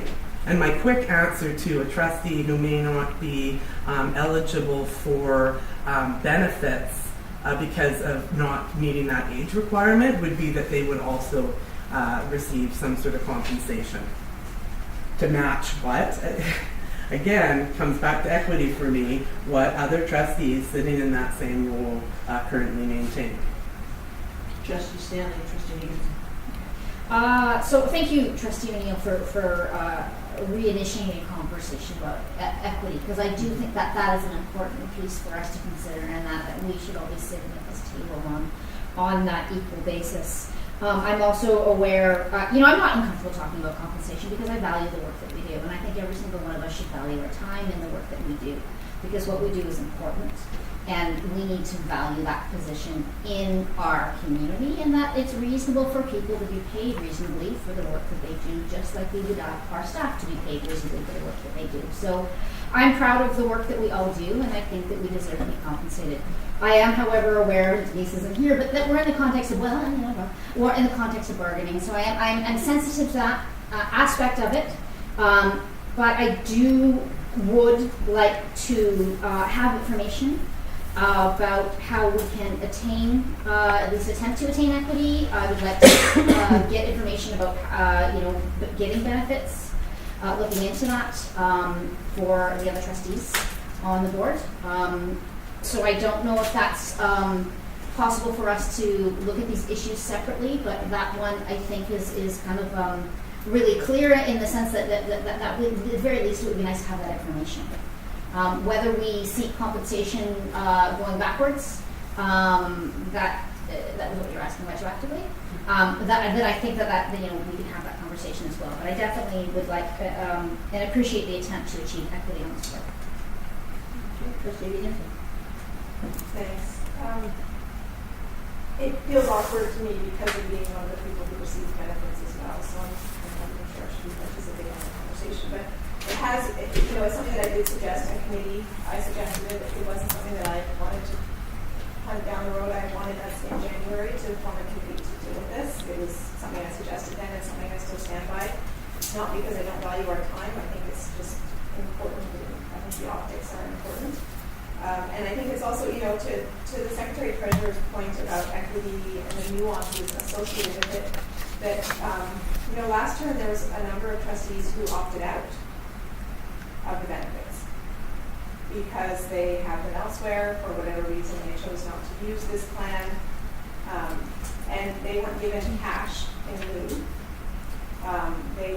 They opted out, and so I think that there are nuances to when you're talking about a benefit plan, and I think Trustee Stanley and Trustee Barron are onto something when they talk about this. Perhaps should be a discussion about, you know, looking at the actual cost of benefits for this particular group of folks and how many of them would go into that type of plan, and if that's possible, and if not, then perhaps it is, you know, like what Trustee O'Neill was saying, some kind of payment so that people can utilize that for purchasing their own personal benefit plan, because that might actually be less expensive than trying to get a group plan for 4 people or 5 people who might be opting into it. So I feel like there's a lot more to this, and that's why I do think that we should be referring it to a committee that looks at the larger issue of trustee compensation that isn't us. And it's part of the larger issue of trustee compensation, and that they can come back and make these recommendations to us. Okay. Trustee Barron.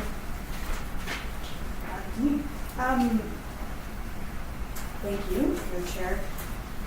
Few quick thoughts. I guess I just have some questions. Perhaps it's more hypothetical. I don't think I really need the answers right now, but we are spending some time talking about the potential of an ad hoc committee, and I feel like there's a lot of questions that I have around that and what that might look like before I would know whether that would be something that I would like to look at. Around, I think that the bigger discussion here is not around, I think that the opportunity to access benefits needs to be available to everybody. What they decide to do with that opportunity is their own personal choice. And I think that is important that everybody has access to those opportunities. I do recognize that it is, you know, during bargaining, as we said, but this retroactive, this discussion around the retroactive compensation is going to get harder and harder with every month that we prolong this, and it'll become less and less realistic for us to move forward with something like this if this was the will of the board. And so this, in addition to the fact that Trustee O'Neill has clearly stated in her motion that she would like to look at options for benefits for moving forward, in addition to the retroactive, based on the discussion that we're having, I'd like to support Trustee O'Neill's motion. Okay. Any further discussion before we take it for vote? Can you hear the motion again? So now do you want the full motion with the bit that I originally put in and that it sounds like people want back in? There hasn't been any amended motions. Okay. Motion that So has been the original motion that came from my mouth. seconded motion. Okay. That the Board of Education, oh no, that's my second one. Motion, sorry, and that will be Board of, that the Board of Education, School District 68 provide retroactive monetary compensation to provide equity at this table. That staff calculate on a moving forward basis, compensation for the 7 trustees impacted until we as a board identify an opportunity to provide benefits to all current and future trustees. So we are talking benefits, not salary. Correct. That's what I seconded. I thought And you that's stand what I by your heard. second? No, I thought that's what I heard, but then we were talking salary as well. And that, I think, should go to another group. Trustee McKay, same here. So I'm not going to support the recommendation, only because I think that it needs to go outside to the lovely ideas around ad hoc committee, which usually would not say but I feel like I need a thorough review, and I would like the opportunity to, for it to be a choice. I do not want retroactive pay for myself as a trustee, and if I were to receive any further retroactive pay, I would do what I did with my last raise, and I would donate it to the foundation. So I'm not for retroactive pay, but I would be okay with the board exploring options for the future. Like if there was other options that I could opt out of, then I would be in support of reviewing those options. Trustee Stanley? Can I just get some, thank you. Please, may I get some information about how that would be calculated? Is that known? If we did vote to provide retroactive compensation to equalize the inequity among pay and benefits, so the benefits, how would that how will that be calculated? Is that calculable? Well, like I said, I think there's a lot of layers of complexity to this. One being, I'm going to back up for a moment and then answer that. What are the tax implications? If it's being paid as wages, it's taxed one way. Taxable benefits are treated a different way.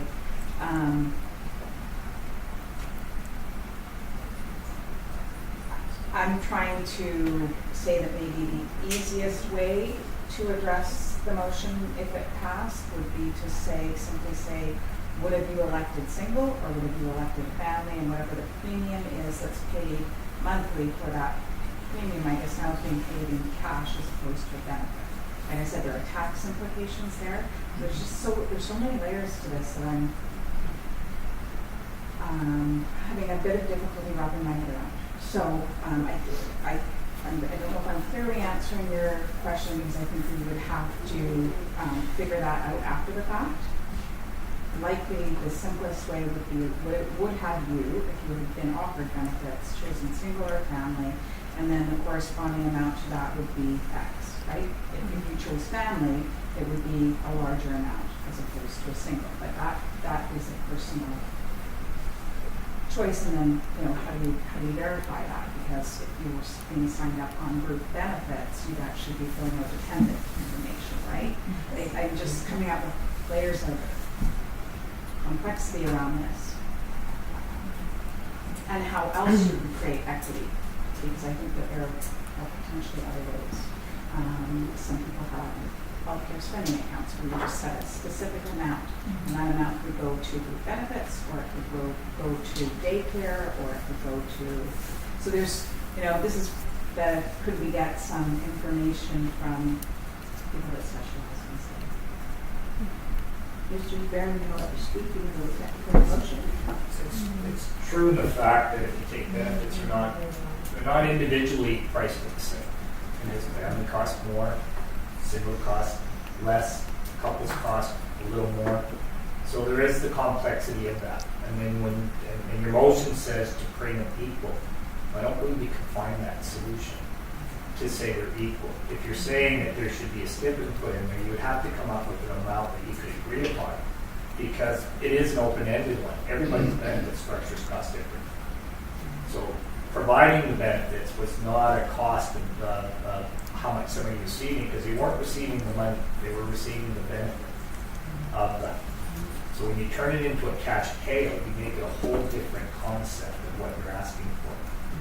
In lieu of equity. Equity means I'm receiving the benefits for what you did was to get medical or extended health. Trustee Higginson, trustee. It's true. It would be truly a nightmare to come up with the dollar solution based on your motion. Okay, Trustee Higginson, trustee Robinson, trustee White. So, I believe in us getting a place to this equity. I do believe that. I think, though, that we have to be super careful and thoughtful about the implications of this particular motion, because at the end of the day, it doesn't matter what our intentions are, our good intentions might be around equity. The way that this is going to play out in public is a raise, is cash in lieu, And I think we need to be really careful. We're talking about we are essentially talking about what in the bottom line is going to be a raise. It's going to be more money going to, what our superintendent just talked about. Like, I think this is a great idea, finding this equity. I think the idea of a public or a health spending account, a lot of districts or a lot of employers don't provide benefits, but they provide health spending accounts. So I think that there's a lot of possibilities here that we have not looked into. And that the complexity of this issue we are not qualified to come up with an answer in this particular setting around Robert's Rules of Order with the current amount of knowledge that is at this table to deal with this issue. And I agree 100% that we should refer this to experts with a detailed timeline to come back to us. That's how it will get done. But I just do not feel like I have the expertise, nor do I feel comfortable figuring this out in this setting right now. But it should be dealt with. Mr. Robinson. I was certainly thinking simple equity was fair and right. I'm hearing it's much more complex than that. And I think I support what the previous two speakers have been saying, and three speakers with Secretary Treasurer. It is complex. I think it needs to be dealt with, and I'm thinking of the 6 new trustees in particular. Myself, hopefully, maybe a little, but I'm thinking primarily of the new ones. So having this go to a committee of some sort is more along what I would support. Got Trustee Branton down, Mr. Blake, after your comment in response to anything, or is it something separate? I have Trustee. Well, it might be completely out of order, but I was going to say that the board could direct staff to go away and find a solution that would speak to equity in terms of total remuneration. That's okay. We got to get you want some action in terms of taking. Okay, we have to get this motion first. Let's do that. Trustee Keller. Thank you. Through the chair. So actually, Ms. McVeigh brought up a point that I was going to raise, that I'd like to hear or receive some recommendations for staff as well in terms of how they might see reaching that end goal of providing benefits to trustees so that everyone can be on a level playing field. And perhaps the best way to do that is to request that staff report back to us with a report at the next business committee meeting. Yeah, do that for resolution. Yeah, I will bring that up if this motion doesn't pass. Okay. Trustee Barron? Thank you for the chair. Is it the motion asking for just that? No, the motion is actually, again, the motion is to retroactive. Yeah, the second part is asking for some information, correct? Around, specifically around benefits. Around benefits. To the chair. And I'd like to speak to this as well. Okay, for sure. Like, okay, you can speak to it. Okay, I'll so let you speak to it. all right, and I'm glad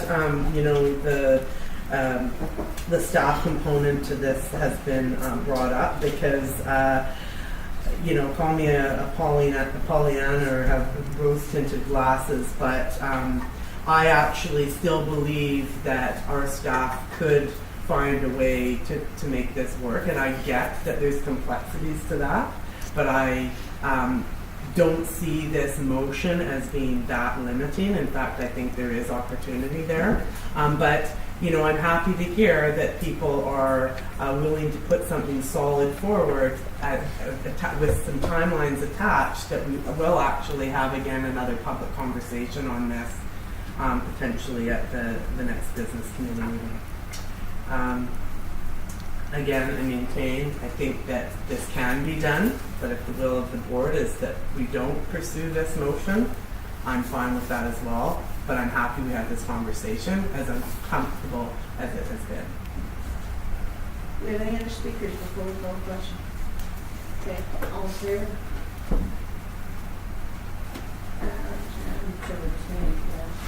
No, my hand's not up. I'm still all opposed.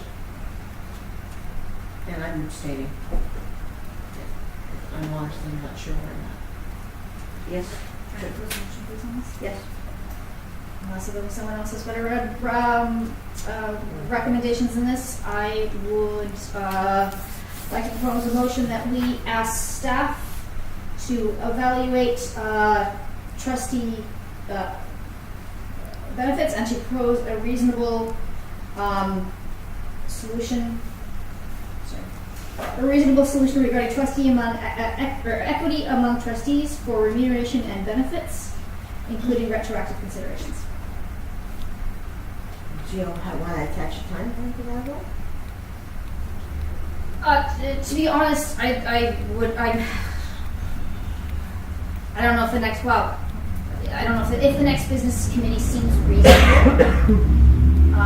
But if not, then I am concerned that the timing of that is a bit challenging. Okay. Then I will. You need a seconder for that? Trustee Gill. This guy saw his hand first. Discussion. We've had it. We've had it? Okay. All in favor?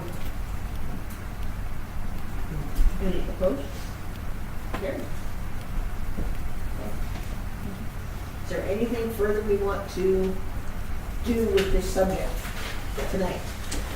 Because there was talk about an ad hoc committee, but we're going to leave that. That was about on Yeah, as right. well, so. Yeah. Just a point of information or clarification on this. So I guess I wonder sort of in future, because almost everyone has expressed discomfort with having this conversation. In future, would it be more appropriate to have these types of dialogues in a closed session? So my discomfort isn't about us having a conversation open. My discomfort is that Mr. Steele does not determine his own compensation. And so my discomfort is that we would be sitting here determining our own compensation. I think we send it to someone who does it, comes back to us in a public meeting, makes recommendations to us, and then we determine whether we take those recommendations or not, because that's just the way that we have to do it according to our rules. But it's separate and it's arm's length from us. I don't think that that's what my discomfort is. It's not about having it open or closed. And I don't think it belongs in closed. It doesn't fall under the closed categories. And I think more than anything that we need to be transparent about, it needs to be about about our own pay. So it's not about being uncomfortable. It's just about us determining our own pay. No one else in this room gets to sit down and determine how much they get paid. And for myself, that's, just speaking for myself, that's also my discomfort. It's not about having it in public. I think it's important to do it in public. It's just never in my life when I set my own salary. You know, so it feels, that's the piece that feels uncomfortable to me. Anything else before we move on to it? Yes. I'm just wondering if Trustee Higginson would like to make a motion accordingly. Well, what was your motion on? Because I thought we just dealt with this. I did reference benefits in it. I don't know that it extends to remuneration as you were discussing. Because it's not, it's. I heard you say compensation. Right. Yeah, I heard compensation. It was in there, but yes, great. If that is inclusive of Trustee Higginson's, or if that's inclusive of consideration of Trustee Higginson's comments, then I feel that it's addressed. Okay, just for clarity on that, Yeah. I don't feel the need to review our compensation. I do agree that there's an issue of equity. I do not feel that our compensation needs to be reviewed, but if my fellow trustees want to, the way that I would feel comfortable having that happen is through such a committee. So that's how I feel about there's a delineation there about it, but I also heard compensation in your motion, so I think that's the stuff. Trustee O'Neill. So yes, I mentioned that there was a second motion, and now I'm going, okay, well, have we already passed a motion to this effect? So essentially, staff are going to go away and look at the overall compensation and come back to us, because and the reason I'm asking this is because my second motion is around striking a committee to look at the fulsome compensation. So perhaps that's something that staff's already going to do to come back, so that could be put aside to another meeting. And it will speak specifically to the various roles, because I think if you're going to look at it, and we have talked about this to a certain degree, not in this public sphere, but that looking at the various roles at the table, and I think moving forward over the course of the next 4 years. So if you're going to strike a committee to look at, one component, why not look at it all? So is the sense that that's what's going to happen? And I'm just. I think what I read into the motion was that staff would go and work with somebody. So if it's a committee, then maybe that doesn't need to be. Maybe Ms. Matthews could read the motion. I was just going to. Okay. I don't have that phone, so sorry, I'm going to do my best because I have it written, but I didn't speak it the same because it changed. But to ask staff to, did I use the word evaluate? Yes, you did. Okay. Evaluate trustee benefits. Evaluate trustee benefits and to propose reasonable equity, and I believe it was focused on equity among trustees for remuneration and benefits, and including retroactive considerations. So it is a focus on equity. Okay, so that doesn't really address the issue of future compensation. But we do have the piece in our current existing policies around CPI, which, just to clarify where we're at here. So we could do a second motion to create a committee to address this issue, update this issue in the future, or we can leave it as it is and let the policy committee tackle it. If somebody jump in and say something. Because we do have a process in place for. It's not a policy issue. Okay. I don't think it's a policy You just look at it. policy issue. Yeah. In policy, that's why we're going to take it. Yes, Sean. I think personally I've exhausted this topic For sure. evening, and I'm happy to hear that there's going to be some information coming back to us, and at that point we can probe further what we may or may not decide to do. Okay. Then let's move on to the last formal item of the agenda, and 9. Policy committee, terms of reference, 9.3, Secretary Treasurer of the Bank. Actually, I know that this item is under my name, but I believe that perhaps the work that was done by the policy committee, there's trustees who'd like to speak. Yes. Okay. So, as chair, I'm going to defer. I feel like I like the secretarial role of that committee, so I prefer to have the other two trustees speak. Okay. Trustee Stanley. I think we had a good conversation in reviewing the terms of reference, and we recreated this document for your consideration, and we would appreciate your feedback. That I think is the intent of this conversation. So any concerns, additions, thoughts? Sorry, just one additional point, just because it wasn't brought up. 2 documents have been provided to us, just so everybody has the same information in front of them. One has the updated version, and the other one has the track changes that you can see sort of what our thoughts were as we went through the process. I think it's helpful for the discussion. Okay. Yes, Trustee Higgins, please. I like all the changes, I think it looks great. My only request would be that under the committee seeks input hearing on page 2, that we include a bullet for rights holders in there. And I think also under meeting arrangements, meetings are held Mondays at board office during the school year if needed. And that's it. Those are my only 2 requests.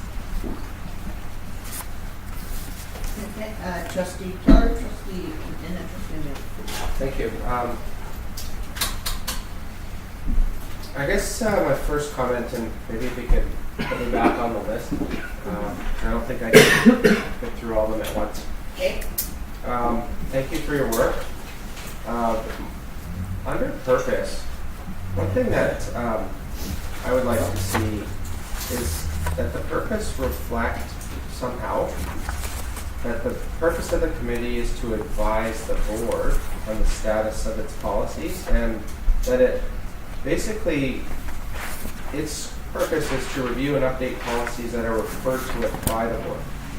So the idea that it's up to, it's the board who's setting the direction for the committee, it's not the committee setting the direction.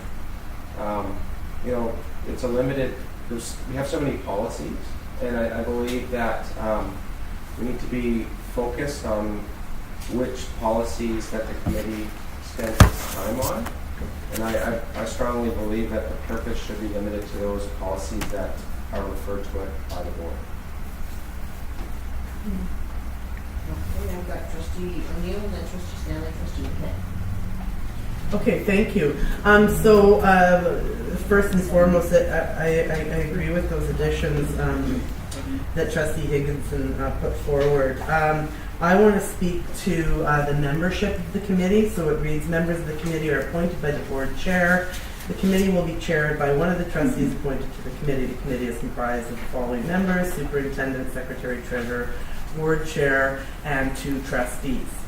I would like to see this changed to 3 trustees, which I think the number is important, that we have at least 3 trustees on this committee. It should not be seen as me trying to remove the board chair. In fact, I think that this provides opportunity for the chair to not be bound moving forward to participate in this committee, knowing the additional work that potentially lands on the lap of a board chair. And to further support that change, I would also say that my understanding is that the board chair is an ex officio member of all committees regardless. So they would, by virtue of their position, have the ability to sit in on committee, and even further to that, appoint themselves as one of the 3 trustees on the committee. So that would be my change. Okay. I was just going to ask for process if when a trustee who's not on, I don't know if this is open to discussion, but if a trustee who's not on the committee asks a question, it might be helpful for those who are on the committee to be able to provide a response. For sure. Before moving to another trustee. Okay. Just for process. It might be easier, because now I have things I want to say, and then, anyways.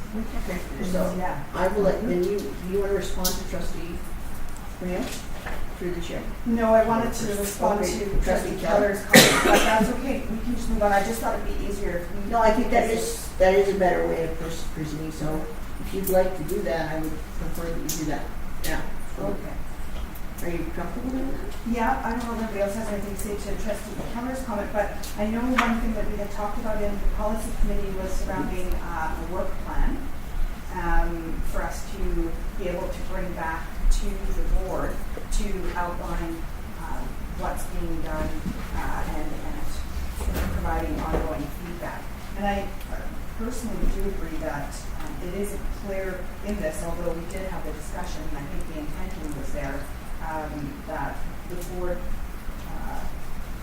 that we are bringing this work back to the board for the final decisions to be made. That discussion was had, and I believe agreed upon in the committee, but I don't think it's reflected in this, so I appreciate you pointing that out. Trustee McKay, trustee Stanley, I had you on my list anyway. I think we were going to say the same thing. I'm going to let her go just in case. Whatever, I forget. So speaking to specifically, yes, the board sets the direction and can refer policies and board administrative procedures related to board policies to the committee. However, there is a significant amount of review work that needs to be done on our policies. Many of them haven't been reviewed in at least a decade. And so I do think that the policy committee needs the flexibility to address those issues. And I don't think that the board needs to say, hey, I noticed 1989, I'll not go look at it. I think that we need the flexibility to be able to identify those issues as a committee and bring it back to the board and say, these are the things that we're looking at, and this is why. as opposed to laying that direction the opposite way. That's fair. Trustee Stanley, anything else you want to add? No, so yeah, okay, yes, of course. It's me. I appreciate your comments. I do think that perhaps we can chat about including something about advise the board on this, like the purpose of the committee is to advise the board, right, or propose stuff. I am also aware that there is stuff that needs to be ongoingly reviewed and updated, and so that's why that was worded that way, to not require direction from the board on that. But you know, if you can, so in other words, I don't disagree with what you said, it's just that needs to be included as well. It may be useful to note that under reporting there is this, that the committee will report back at least once a year, and that was intended to reflect that kind of work plan / progress, so the board could comment on at that time. So I don't know if how that addresses your concerns or not, or if you'd like to kind of, like, there's definitely stuff you'd like in there.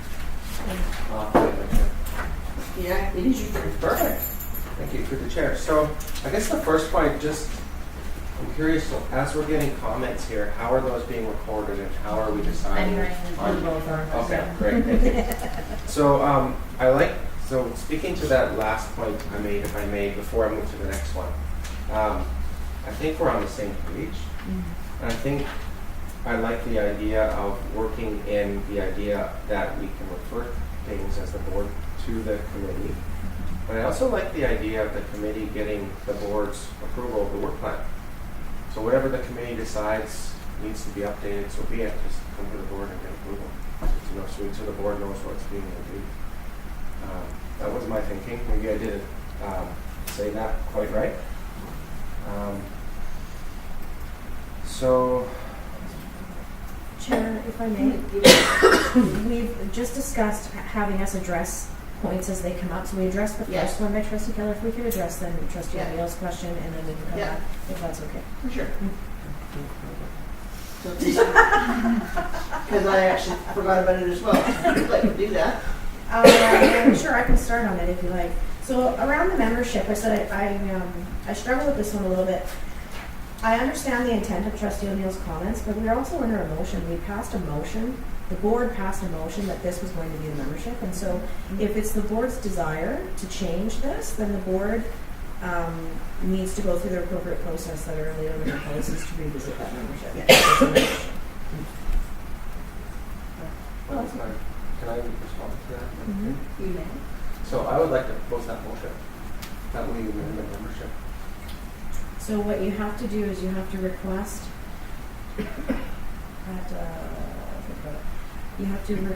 that it be placed on a future agenda for discussion, and then at that meeting we would discuss whether or not we revisit the motion. Okay. Can I respond to that? There's a process. Yeah, so I'm just thinking out loud here, but the process is going to prohibit the change. So I don't believe we should follow the process, because if we do follow the process, it's going to result in us not being able to make the change because the terms of reference will be approved.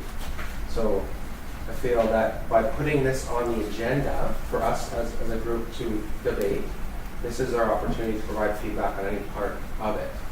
So yes, we had a motion, but if we have a superseding motion that changed that, I don't see a problem with There's no superseding motion as a point of process. There's no superseding motion at this point. These are under a motion at this point. Okay, and I admit my Robert's rules are shaky up, but I'm not sure. I'm just going to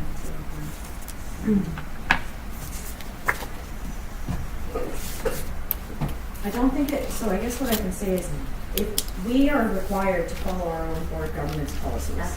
And so we have a policy that tells us how to do this. It doesn't mean that, we could approve the terms of reference and then still bring that motion back, have a discussion, determine whether or not we change it, and then the policy committee would then change the terms of reference based on that. It doesn't prevent us from making those changes. It's just following our own governance procedures that we should be doing. So there would be no prohibition from the proposed motion if we can then Trustee Stanley? Are Are you lost? No. Yeah. Okay. So I'm sorry, could you clarify what you just said? Can I try to say how I understand it? Okay. If that's okay. Because, so if I hear this correctly, what we're saying is we can discuss this terms of reference, we can make the changes and pass it as is.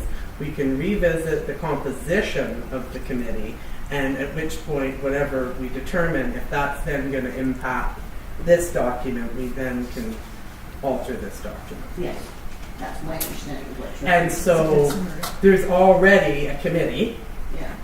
3 of them right here, and that's not going to change anytime soon, right? So, And the overall work isn't changing, it's simply a question of composition. Well, not even, sorry. Yeah. No. Yeah. Okay. Trustee Stanley? And I haven't forgotten you, Trustee Wilkinson. I just am confused in the sense that we're taking down notes on some things, but with regards to this membership piece, it's because I wasn't here for that conversation. That it was previously voted on that we cannot respond to it here is what I'm hearing is the summary. However, can we not make a motion to pass the terms of reference, and in that motion also amend the membership? It's a question for Secretary Treasurer. The original motion, do we have the original motion? So, if I may, for a second here. You may. I was like super brain fried, so I might be way off base on the interpretation of what's happening here, but my recollection is that the committee, the composition of the committee was an issue that we did require a vote on. And we did pass, we voted because people couldn't agree, so we went to a vote. So under Robert's rules, we have a motion on the books somewhere, and I don't know what month and I don't know when, but my recollection is that there was disagreement on the composition, which meant we went to a vote, so we have a motion on the books. If somebody wants to revisit a motion, it must be somebody from the prevailing side to reopen a motion according to Robert's rules. okay. It was passed unanimously. And we're voting affirmative for reconsideration. So it was passed unanimously, so everybody here. Okay. Except for me, because I wasn't there. Well, we were there. Right, so I'm not. On that. But and we have a policy that states how that happens. And that doesn't happen. It has to be a notice of motion to a meeting, a future meeting. It cannot happen tonight. So what happens is that notice of motion comes forward, we have a discussion on it, whether or not we revisit it. If we agree that we revisit it, then we post it to our next meeting after that, and we revisit the decision to change the motion. That's the process. And I'm struggling to find it because I'm trying to look it up right now, but I know it's in there. I think motions are sometimes permitted because it's relevant to the agenda at hand, but because it was a motion that would pass, has been passed already unanimously, it should be on a future agenda, even just in terms of the process. Okay. So for clarity, if someone wants to do this, they need to serve a notice of motion tonight. And it has to be somebody voted affirmatively on that. No, it has to go, the notice of motion can be sent for the board meeting next week. If I can, for reconsideration, you need to put the motion forward in paper. It comes to the next meeting, that person that voted in the affirmative has to have a seconder and it can be real. But it has to be done at the next meeting, so I know it's can be discussed on the meeting in advance. Okay, thank you. All right, so that we cannot and will not be revisiting that piece tonight. We will sort out who has the authority to bring that forward for reconsideration. If there is, should be. Yeah. All right, Trustee Wilkinson, you have something else you wanted to bring up? Yeah, I was just going to speak to the board suggesting to the policy committee what policies. I don't agree with that. The whole point that we made the policy committee was in order for them to decide. So that, again, that's a back and forth thing that I am absolutely not in support of.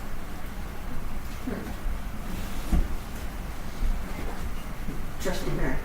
Could you speak Through through the chair? Yes, I'm hearing what you're saying. I guess my thoughts were that the committee was meant to be the committee to do the work, but by no means was this committee meant to be free rein. If the intention was to do the work and bring it back to the board would ultimately be those making the final decisions. And so I think how we structure that needs to allow the flexibility for the committee to be able to do some of the organizational work that needs to be done around updating and linking and all these things that needs to be done, but also needs to be bringing back to the board the work that we're doing to ensure that we are addressing the work plan, which would be identifying the board's request. So it is a give and take. By no means, I don't think that it's not a dictatorship or anything, but it does have to be a give and take in there, and no decisions are made final by the board policy committee, so just to be clear. And I think you're saying exactly what I was saying. That was my point as well, is that that you do that work, which we appreciate, and then it comes back to the board. Yes. And if you wouldn't mind, if you'd indulge me, let me speak for a second. Just for as an example, there have been times in the past where things have come to this table, to a committee table, where we, in my previous first term, where we realized, oh, we don't actually have an actual policy on this particular matter. So, like, I'll take an example of something that's come up before, is requests from the community for things like donations or assistance, in-kind support of donating tables. I'm just making something up, and the transportation of those tables. And at one point it came up that we didn't actually have a policy of how we decided when we'd say yes to that, and that we didn't really like it always coming back to us ad hoc, that we wanted something in policy to give staff direction so that they didn't have to come to us. They could just act.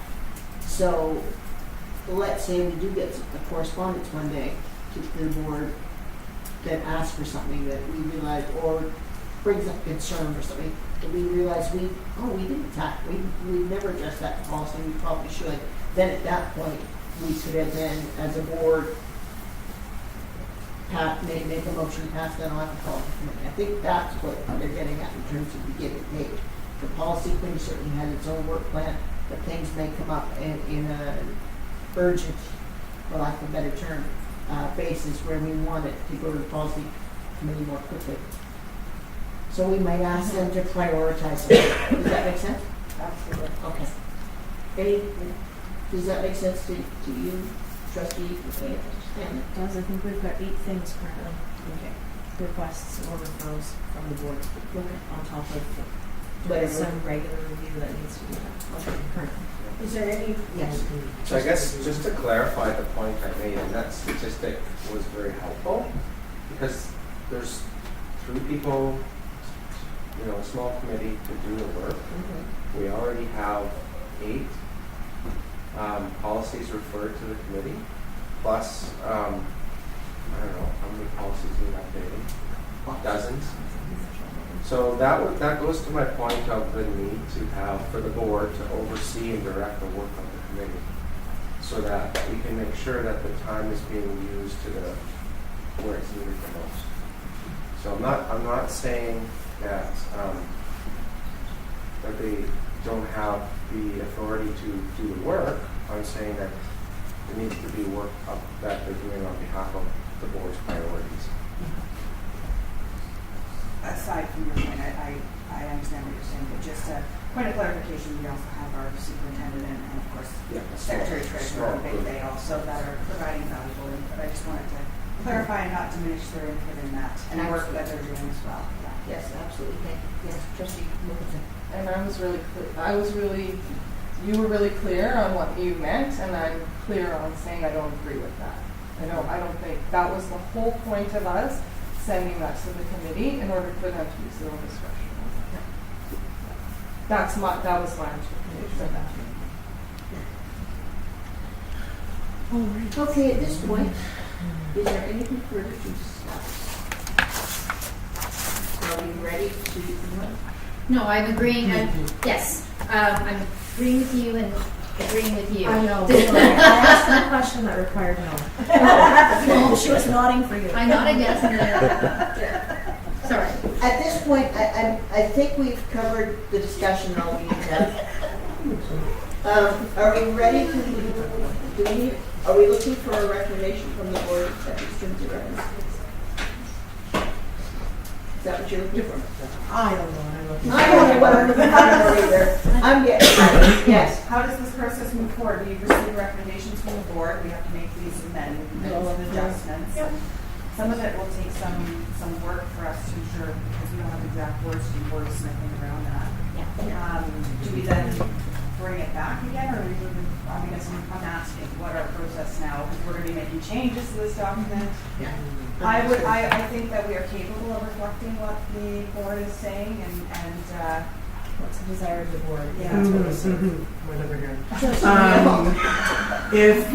I think we've had our opportunity to provide input, and in the vein of, we entrusted you to take this new role on in the policy committee, that take the suggestions we made, do what you will with them, without sort of totally ruining the intent, and see you next time you want to report out at policy on policy stuff.